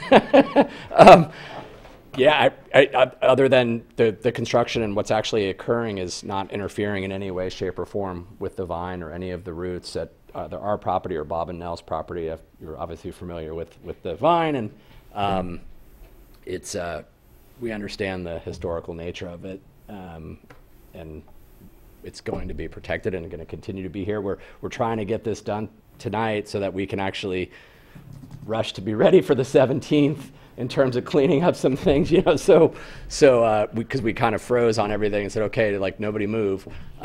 So we'd like to be able to do that and continue to be able to host the festival for as long as I'm here on this planet. So that's our intent. I don't see any reason why there would be any issues with that vine. Okay, thank you. With that, I'll close the public hearing and bring it back for discussion. Looks like you're chomping at the bit. No, go ahead, Bob. You're going to foreshadow what I'm going to say. So there's the 3 points that are coming up. One is the demolition. Once again, we have a historical report that says that the structure itself is of no historic significance, that the true emotional attachment to the city on this piece of property is the vine, and I can tell you that that attachment is very strong and very deep. So I can make the finding that the house can be modified, but not the vine. So under design review and variance, I think the vine also plays a role, because I think its presence limits you to what you can and cannot do. I appreciate the fact that you are actually moving the structure a little away from the vine, but I also think it limits how the structure is seen, especially from the street. You're not modifying significantly. You're maybe a little on the left where the new entryway is. So the vine, and you don't have a lot of other options because of the vine. It takes up one whole side of your house, and that also is true for the variance. I guess we could ask you to put in another parking place, but the vine kind of makes a significant limit on where you could do that. So the point brought up by John Hutt was that we may not be dealing with a huge increase in size. I'm fine with that. But even if that weren't true, the kinds of options that you have in order to complete this project, I think, are limited by the fact that you bought the house with the vine on it. And so, you need to be cognizant of what that means, and so I can make the other two findings as well that we're okay. Well, I lied. You didn't foreshadow anything, Bob. So I have driven a fire engine personally down that street, and it is a tough street to drive a fire engine. It is so wavy, and if there's even one car parked on that street, boy, you're not getting that engine by. And I have gone back and forth. I love this design. It's beautiful. I love those accordion windows. I wanted those, but I would have had to come before the committee, and so I didn't get them in my house. I want to find a way to get this approved. My biggest challenge is that parking spot. The parking spot you have wouldn't fit any of the cars I have today. It's, the garage is definitely lower than would accommodate anything other than a nice short car, which works great for you. I had a Ford Raptor for 4 years with that driveway. My Chevy Suburban won't fit in there. So, so my challenge is that there's just the parking is just bad, and you inherited that, but you inherited the house as it was with those parking spots and with the size and shape of the house as it was, right? So I'm completely torn on this, because if not at this kind of an opportunity, when do we protect the ability to get engines up and down that street? That's my concern, right? From the very beginning, when I joined the commission, I said that's always going to be my concern, is public safety. I was on the department a long time. I know these streets better than I care to. With all of that said, every other house on the street has a 2-car garage on it, minimum. This is the only outlier, and you've got 50,000 pounds of plant on there that makes it 67? Something like that. Oh, sorry. that screams towards that one finding that this is something that's very unique to the neighborhood and something that 2 houses in town can come back before us and try to get a variance for. So I'm inclined, but for the Wisteria to it, I would not have approved this, but I am inclined to do that. As more of a conversation piece about the square footage being reduced and people moving willy-nilly, this is a great example of the case not to do that. If it were not for the Wisteria on here, there is an existing non-conforming variance that they're getting, right? Because the setback where the bathroom is not sufficient. And so just because we're allowing people to reduce square footage and put something else into a non-conforming status without seeing us could be problems. That's a good question. I mean, if they trigger the need for that permit because of the square footage, then you're not looking at it invading the setback. But if they didn't trigger the need for it because of the square footage, they would then trigger it for invading the setback.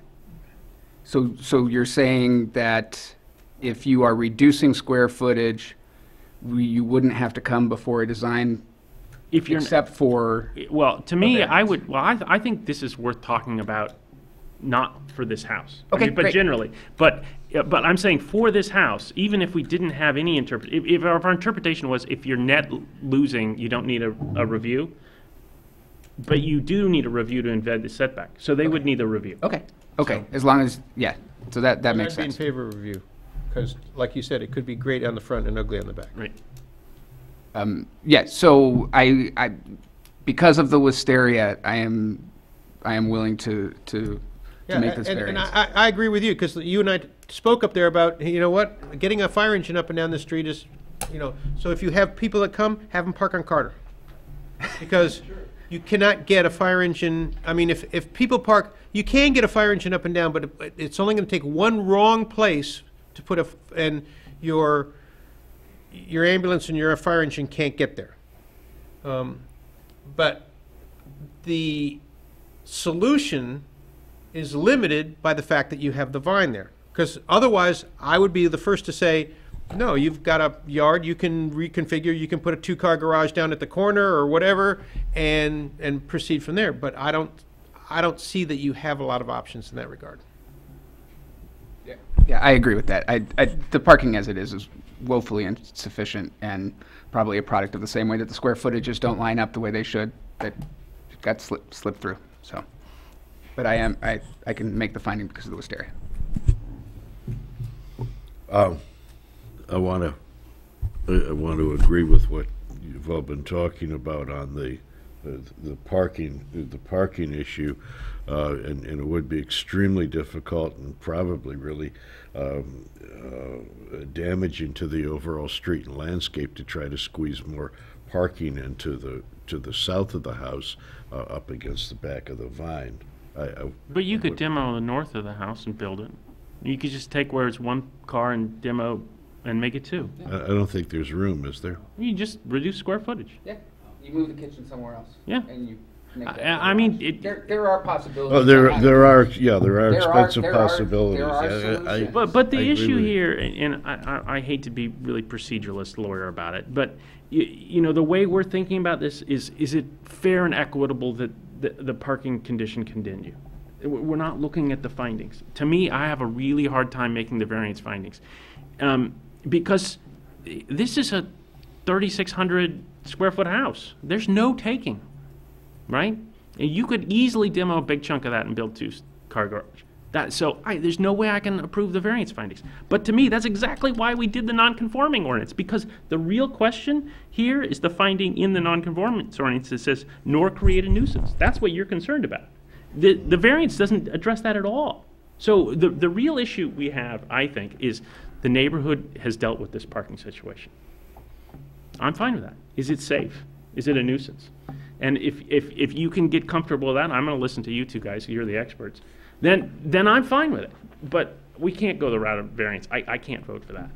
And if you'd like to see the findings for the MCUP, I do have them. I can project them. Okay. can I continue? Oh, yeah, sorry. Okay. Well, there's another aspect to this too. I don't know exactly when the garage was built, but it appears to have been built quite a while ago, and I would bet before that addition was built by the previous owner.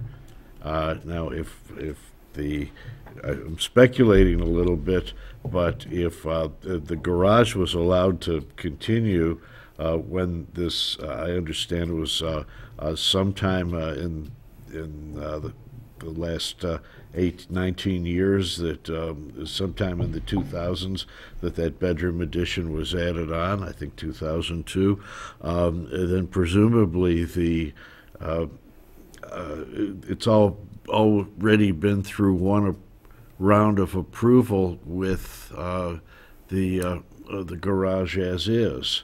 So, and if they come back in the future having to ask us for something else, then, and we bring up the garage again, are we putting them in triple jeopardy? Okay, I think that they're in double jeopardy now by virtue of the fact that we're even questioning the thing. So, on that basis, I have no problem with the parking. As far as and also because of the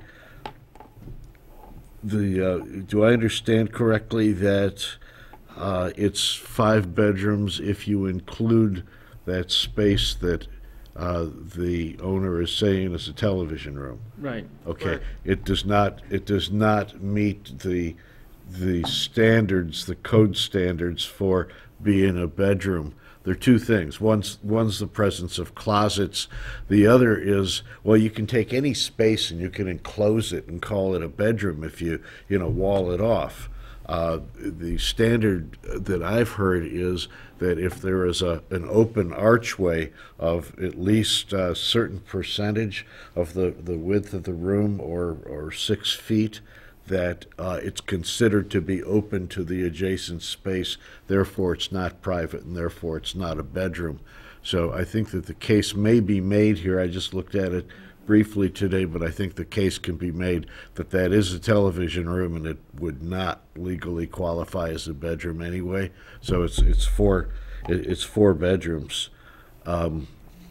But my main concern here is that I think that we may be putting the owner into double jeopardy by even raising the parking issue again. Mm-hmm. But even if it's 2, he's only got one Yeah, covered. He's got one uncovered and one covered. Yeah, right? he's down 1, not down 2. Right. But the other solution that the city can enforce, just say there's no parking on the street, period.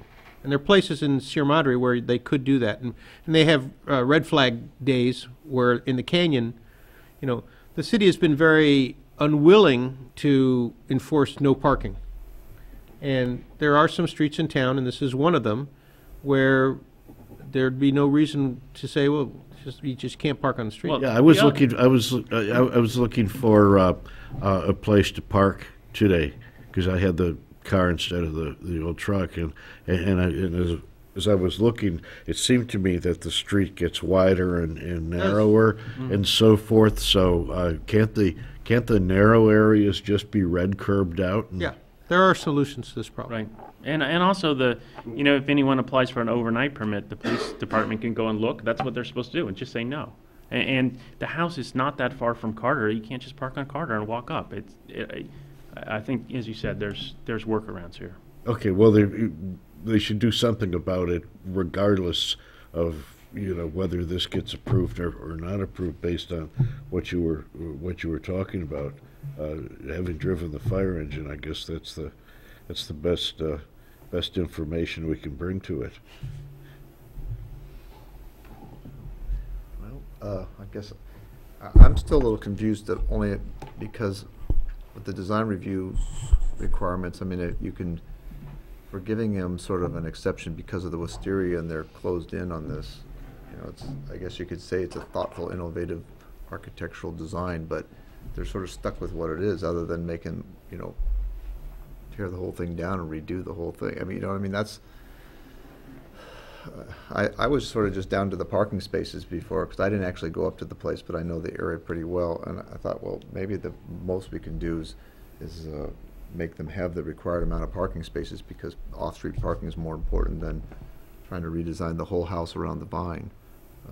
I'm a little, it's like I don't know what to say, except that, because when I saw that reading about vernacular, I was looking it up, and all I said, these kabuki type houses in all these places in third world countries that look really cool, but this is not it. This is this is only the only way to describe it, because someone did what they did with the house, and then now the present owner is stuck with it. Well, excuse me, but I mean, it's an important point, but vernacular can be used two ways. If I could speak as an architect for a second. Okay, one is that if we're talking about something that is like indigenous culturally in a place, we say like the kabuki roof that you were showing me there. One could say that, well, that is their vernacular, but when you're closer to home, it also just can mean meh. Right. Well, I mean, as opposed to a simple design, which this is only a simple design because people had pieced it together. So, so I wouldn't criticize it for lack of kabuki roof. Right. Well, I mean, in that sense, it's not exceptional. All the criticisms we're making of other houses. Well, it's funky and weird is certainly not cookie cutter. No, that's true. So, and I can tell you, I've got two issues. One is the parking, and to me, it's really a procedural issue, and I think I could approve a minor conditional use permit, but I couldn't get to the variance. The other is finding 8 and whether this is really exceptional design. And when I first sort of just looked at the plans quickly, I was like, no, I don't see how you get there. But then you start thinking about what's the purpose of this house. This house is built around the vine, right? It's not the other way around. It's not like how you were saying with the other house that we have, we could really improve this front yard. This is all about the yard. And so, you say, is this innovative, thoughtful, or noteworthy architecture that is responsive to the specific site? Yeah, it's built around that. It's built around the vine and the slope of the land, and it's certainly not cookie cutter or generic. It's a unique condition. And so, maybe vernacular, funky, weird isn't everybody's taste, but it's Sierra Madre. To me, I'd much rather have this than a big, straight, boring, flat, thing. So, I agree with Bob that if the presence of the vine is what allows me to get there on that. Otherwise, I don't think I could. And I think you see that too in the in subfinding C, and in some ways B. It says historic structures, but you're telling me we can consider a vine a historic. I remember we had a lot of discussion about landmark. Did you find it's not on there? It's not officially designated, but it's still, I think everyone in town would say. But it's eligible for local designation. And I remember we've had conversations about this a long time ago, that historic landmarks need not be just structures. You could have gardens. We talked about the Japanese garden on Lima that maybe would qualify. And so here it's not a structure issue, it's the plant. There are, in some places, there are very, very large ancient oak trees that have been designated, for instance. Okay. So the Wisteria is more unique than any of, there's only one of those guys. So for me, the demolition permit is not a problem. The report says you can demolish that. The house structure is not historic, right? And you're not doing much demolition. I do have a question whether we even need a design review permit, but I think maybe that's something we can hash out later, because I think we could make the findings here. And if we're saying, oh well, it's negative, so let's not have a permit, that's the same thing as approving it tonight, really, isn't it? I mean. So to me, it's just whether we can do the parking on a minor CUP instead of a variance. Is that something we've noticed properly? While you haven't called out a minor CUP versus a variance, you've adequately noticed it for what the issue is whether you can let this project go forward with and maintain the existing non-conforming parking. So whether you get there through a variance or through a minor CUP, it doesn't really matter procedurally. It's not going to be a problem that we didn't notice one procedure over another when more than one might apply. Okay. Can we see the findings on it? You said you had those. Yes.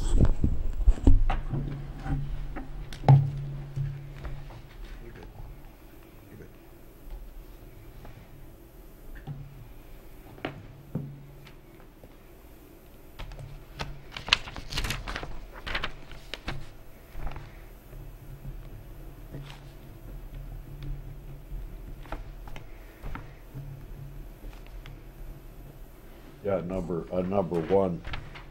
On number one, we're doing absolutely nothing here that would that would alter the situation as it is. So it's like that's moot.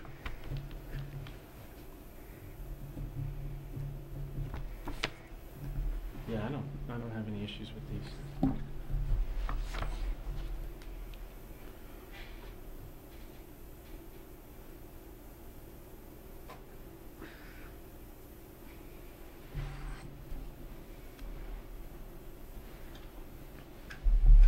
To me, the one thing that there's even any question is the additional finding that says will not unreasonably overload street parking or public parking facilities nor create a nuisance. And it's really the nuisance issue, and I think that we've addressed that. So Yeah, it's still a concern, but I think it can be addressed.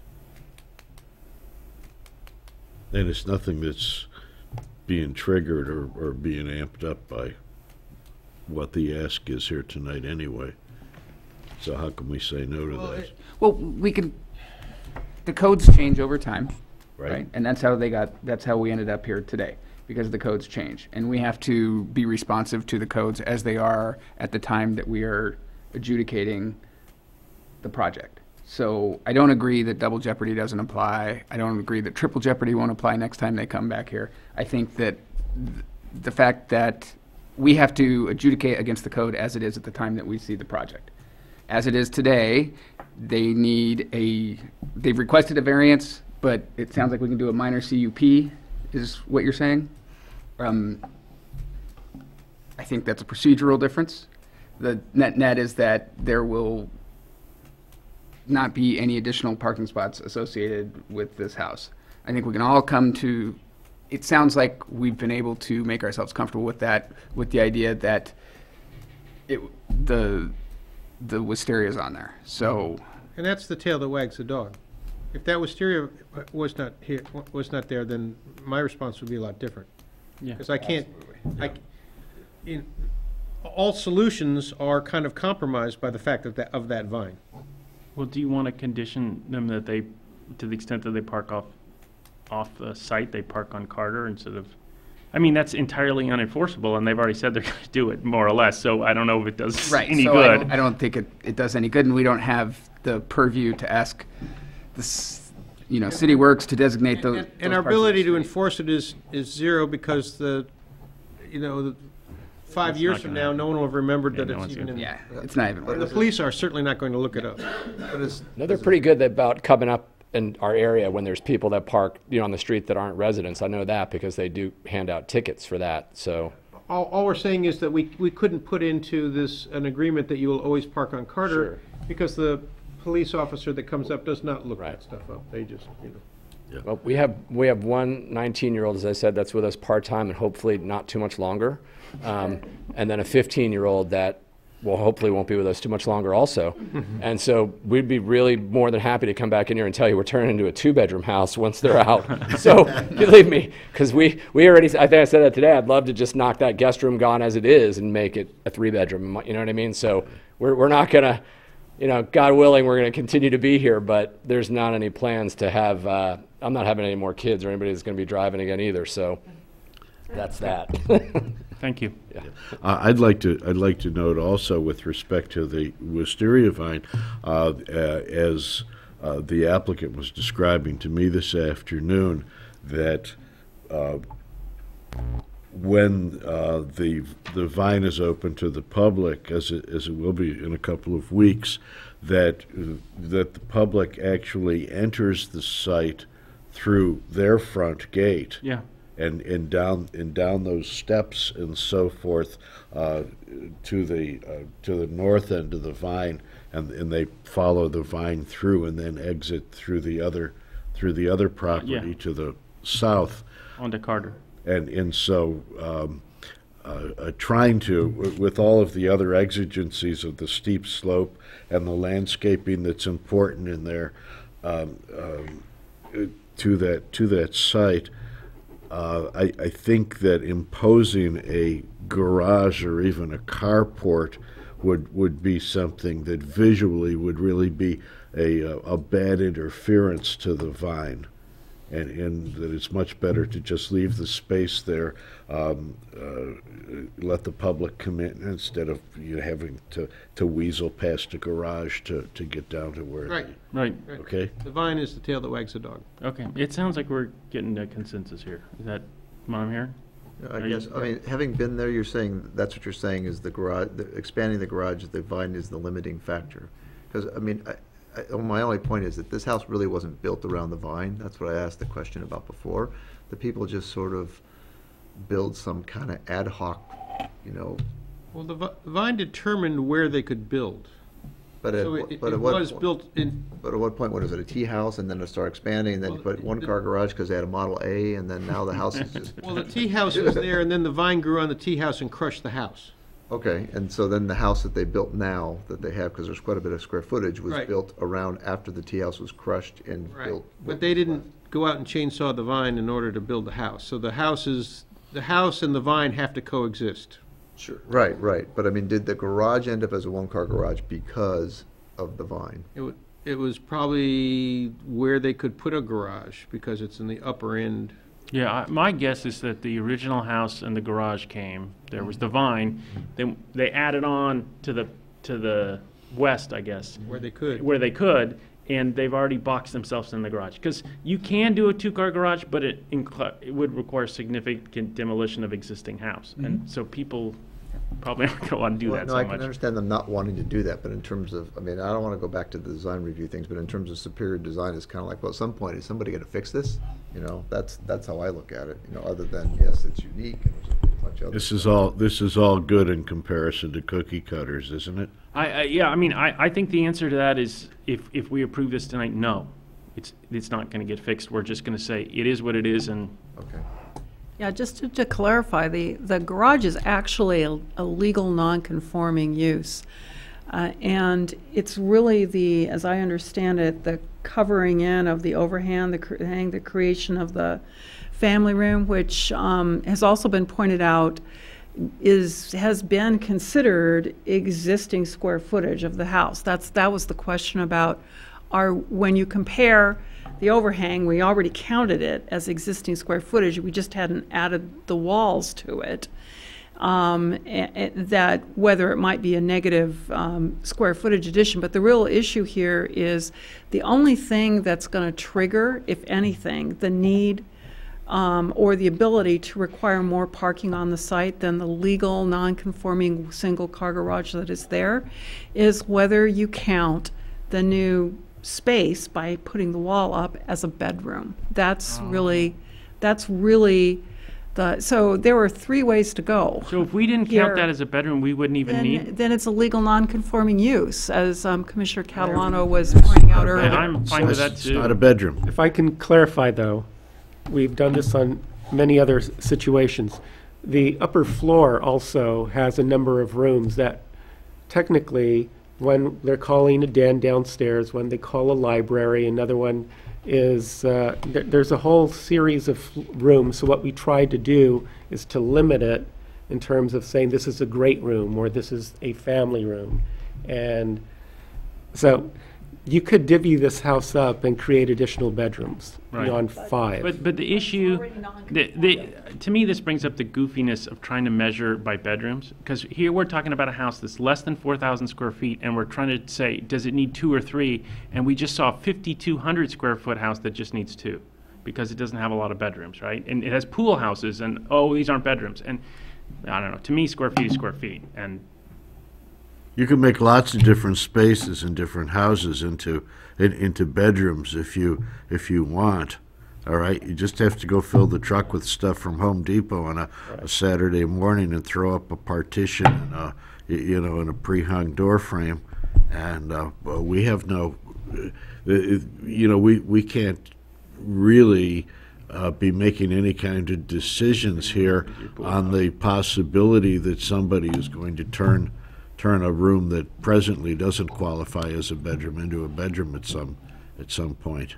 But we do have... We can't penalize the applicant for that. Yeah, we do have definitions in the code that says, you're allowed to have a living room, a dining room, a kitchen, a family room, a bathroom, and these are bedrooms. Anything beyond that, just like some of the one Carter properties, how are we going to count that? Some of them, they don't trigger 3-car garages for those properties through the settlement agreement, but in reality, there are... And keep in mind, Joe, the definition for bedroom can be different in zoning than in building code. So when you talk about occupancy and things like that, that's building code. So I don't know. To me, if staff is saying they want to call us a bedroom, we're starting to really slice stuff thin. I just think, let's just approve the minor CUP and be done. You can That's do what that. I'd like I just want to point out that the only part of the house that we can look at to trigger a bedroom is what they're calling the TV room. If you don't think that's a bedroom, then this is a legal non-conforming use with a single-car garage, regardless of how many spaces already exist in the house, because they're not adding them tonight. That's not what they're here for. And so the bathroom just doesn't make a difference at all. No. Getting back to Joe's double jeopardy issue, if we approved a minor CUP based on what they have now, does that help them later on if somebody reimagines the TV room as something else? They can go, look, it's already been approved, this is all kosher? Or is that sort of doesn't make any difference? If you approve the minor CUP and you call out that this is not a bedroom, then that's probably good for the record, and it's probably good for the city if somebody then later converts it to a bedroom. Because you can't pretend that your legal non-conforming garage, that you have a right to it forever if you're secretly reconfiguring the space. However, if you're reconfiguring the existing space doesn't require any kind of discretionary review, in other words, if you just pull a building permit for it, then you keep your legal non-conforming single-car garage. So there's 3 ways you can look at this garage issue. One, through the variance process. One is through the administrative modification. And the third way, as Commissioner Catalano was suggesting, is it's a legal non-conforming single-car garage on a property. It's been there for a while. And the issue is whether or not the addition of the walls under the overhanging, creating the TV room, triggers the need for another garage, another parking space. The only way it does is if you are going to call the TV room a bedroom. So can somebody recite the exact zoning definition of bedroom? I probably did give you a building I guess code one question is, let's say we call this thing a TV room, right? And we approve it and say we don't need that. What if they want to convert it to an actual bedroom and use it as a bedroom? Does that give you heartburn? I mean, does the fact that it's actually, because to me, I don't care if it's a bedroom. So I'd rather approve it as a minor conditional use permit, so that if they throw their TV out and they stick somebody in there, they want somebody to live there, then they don't have to come back and deal with this again. So to me, that seems like the better route to go, because I really don't care if it's a bedroom. I'm with you on that, sure. No, I think it's better to designate it as a TV room, candidly, because then the rest of the conversation is moot, right? We don't have to make a ruling on the variance because it's an existing non-conforming. That's true. And then if they want to do anything to it, or later it's determined when the next owner comes back before the commission to make a change like this, they can look back in the record and say, no, this was not supposed to be a bedroom. Now you do have to put a parking spot in. Yeah. But your chances of ever having that one room come before It won't. is zero. It's never going to get chased down that way. And it'll never get chased down to that degree. And when every house on one corner has a TV room and less parking, they're going to go, nah, TV room. So I would rather call this a bedroom and say I'm good with it than worry about bedrooms morphing into TV rooms. And so I'm more concerned about what's in the best interest of the city. Yeah, In other words, how can we be consistent. be somewhat consistent, but so that we're not, chasing it again? Because I will be honest with you, I drive by a building every day on Grandview that was a addition, second floor addition, that was supposed to be this open air porch, and it was never supposed to have windows, and now it's got windows. And I could. That's why we changed the code, that house. That house, and so And I know two more of them right near me. And so Did the same thing. let's just. So let's do it as Let's fix it once. either a and CUP everyone will be on the same sheet of Yeah. music, and or we a can variance. all, know where. So that we can't have it which used against direction us. is north. The minor Okay. CUP. So let's do it as The minor CUP. CUP gets you there because you can condition it, you can at least note that the room that's being added is a TV room, and it should remain a TV room, if that's important to you. I move that we approve discretionary demolition permit 1902, design review permit 1901, And minor CUP. and minor 19 question mark. CUP 19 dash as designated by staff. I'll second. Okay, we have a motion and a second. All in favor? Aye. Aye. Any opposed? Great, motion carries unanimously. You're welcome. Sorry for the torturous route to get there, but we got you there. You can't make them rebuild the roof. Okay, public hearing's down. We will move on to oral communication. Anybody in the audience like to address us? Okay, now we'll move on to planning commission reports. Anybody have anything to add? I was approached by a citizen, a longtime resident, who is in a location that does not fit the description of a secondary unit, and the brand new owner of the location has on multiple occasions raised the rent, renting out the back house as an Airbnb, wants to do that to the front house.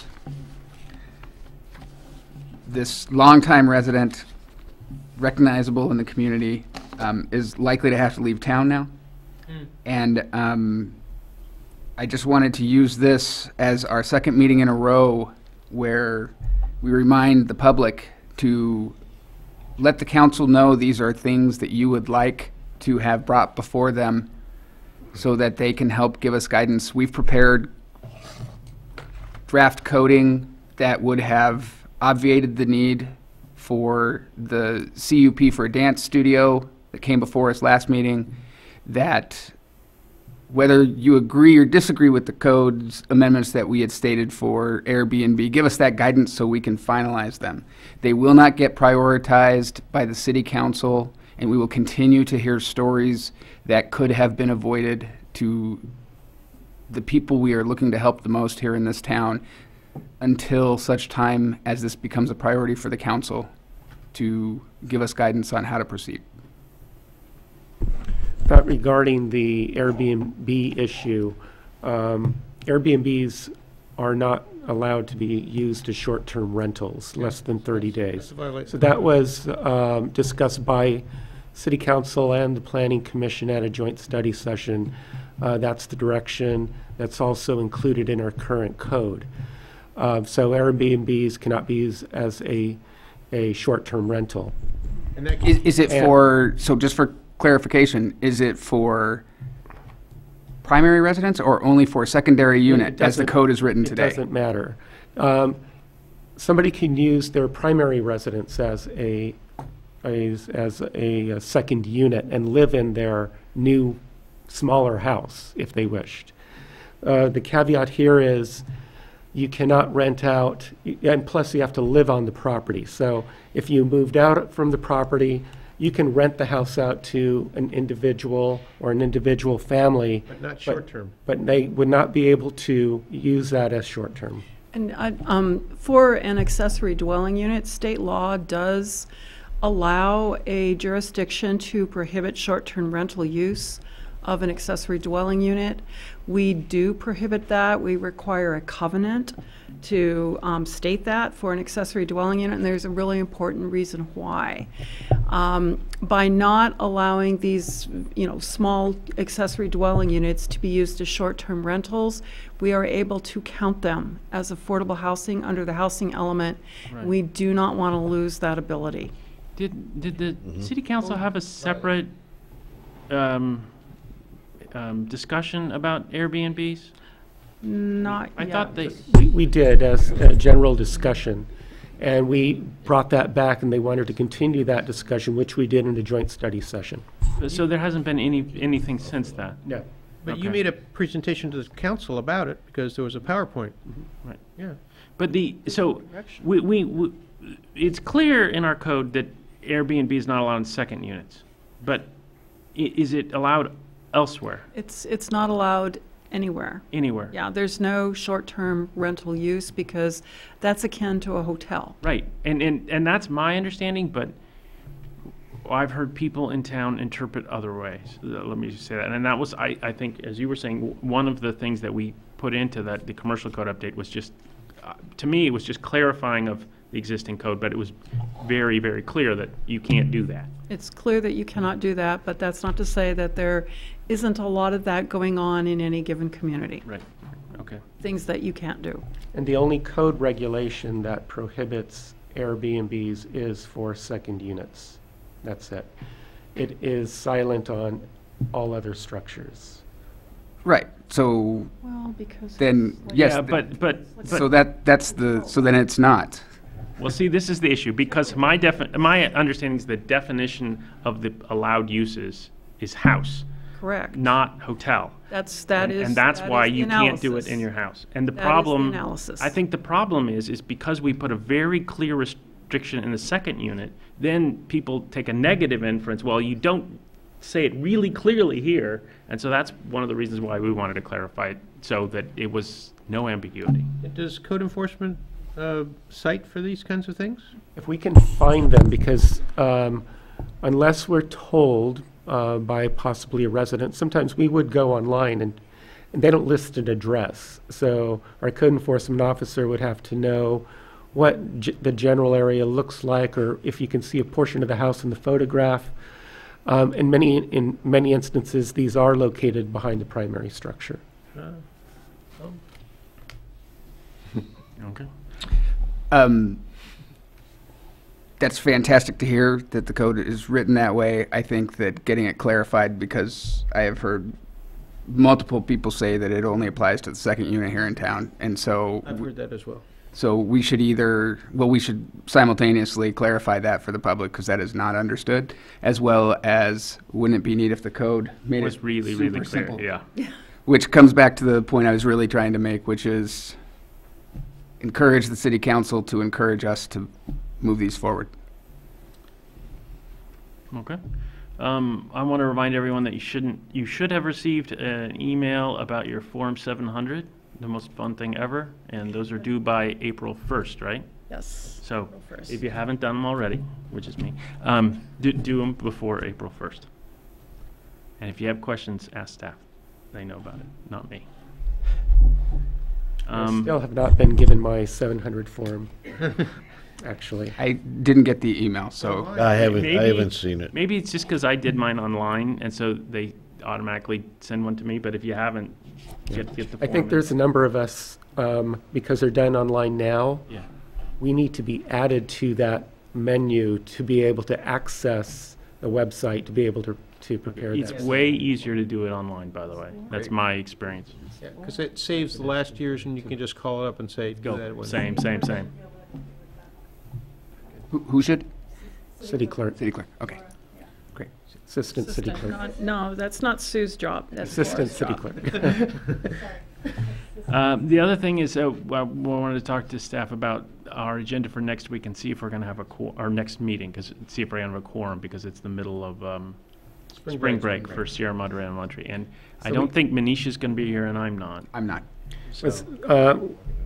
The last time we spoke, we were looking at, I mentioned that we had on the 21st, I believe we have a CETT project, and we were talking about canceling the April 4th meeting, where John, Tom, and Bill would be out most likely, is what we were estimating. April Might be 4th the or wrong March? date. No, it's No, it's the 21st? 2nd in March. Yeah, I can do April 4th. 2 weeks from now. yes. I won't be available on the 21st. You will not? No, Okay. that's Sierra Madre Elementary spring break. Yeah, I can do April 4th. I guess I was under the impression that Manish couldn't do next one, but you were saying he could. So we don't know about Manish. Yeah, the 20, what's the date again? 20, that's the spring 2 break. weeks from today. Yeah, the 21st. Yeah, I think I will be gone too, depending on. It sounds like we're So going to be the only quorum challenged. case, this is the issue, and it may not be that significant. CETT Lot 21 was continued from February 7th to a date certain being March 21st. If that's continued to date certain, can we post a notice? You can cancel the meeting, but then we'll have to renotice, we'll actually have to renotice. Physically notice again. What happens if we have a meeting, we don't have enough quorum, we don't have a quorum? I think I'll be here. It's the Okay. Thursday before the last week, so I should be here. Yeah, without a quorum, you won't be able to take the action to continue the public hearing to a different night. But they wouldn't have to renotice then? If you had a quorum, you could, yes, if you had a quorum and the only action you needed to take was to continue it to another night, you could do that, and then we wouldn't have to pay to renotice it. That's true. Well, it sounds like we don't know, so. But So- We can't move it now? Well, if we move it now, we have to renotice. So, Yeah. I don't know if we want to just can it and renotice, or? It's not, if it had been on your agenda tonight, you could move, you could, but we can't, that's the real reason we can't take action on it tonight Right. to move it, unfortunately. Right. Okay, well, I guess that one house might happen in March and might happen in April. That's all we got. Okay, that's it from staff. And we don't have enough time to notice a special meeting before then to continue it? We would still have to notice it again. But if we're noticing a special meeting, isn't that the same thing as Yeah, that won't noticing help it? because it's been, The date certain. you have to actually show up on the night when it's been publicly noticed to say we're continuing it. Otherwise, we have to renotice it. But again, if we have 4 commissioners in attendance, that is a quorum, Yeah. and we can hold a brief meeting to continue the matter. Or if Or we got a hold quorum, we hearing. could just do it. Well, there's that. Yeah, you guys should do it. I mean, yeah, if you got Manish here, you guys just get that thing done.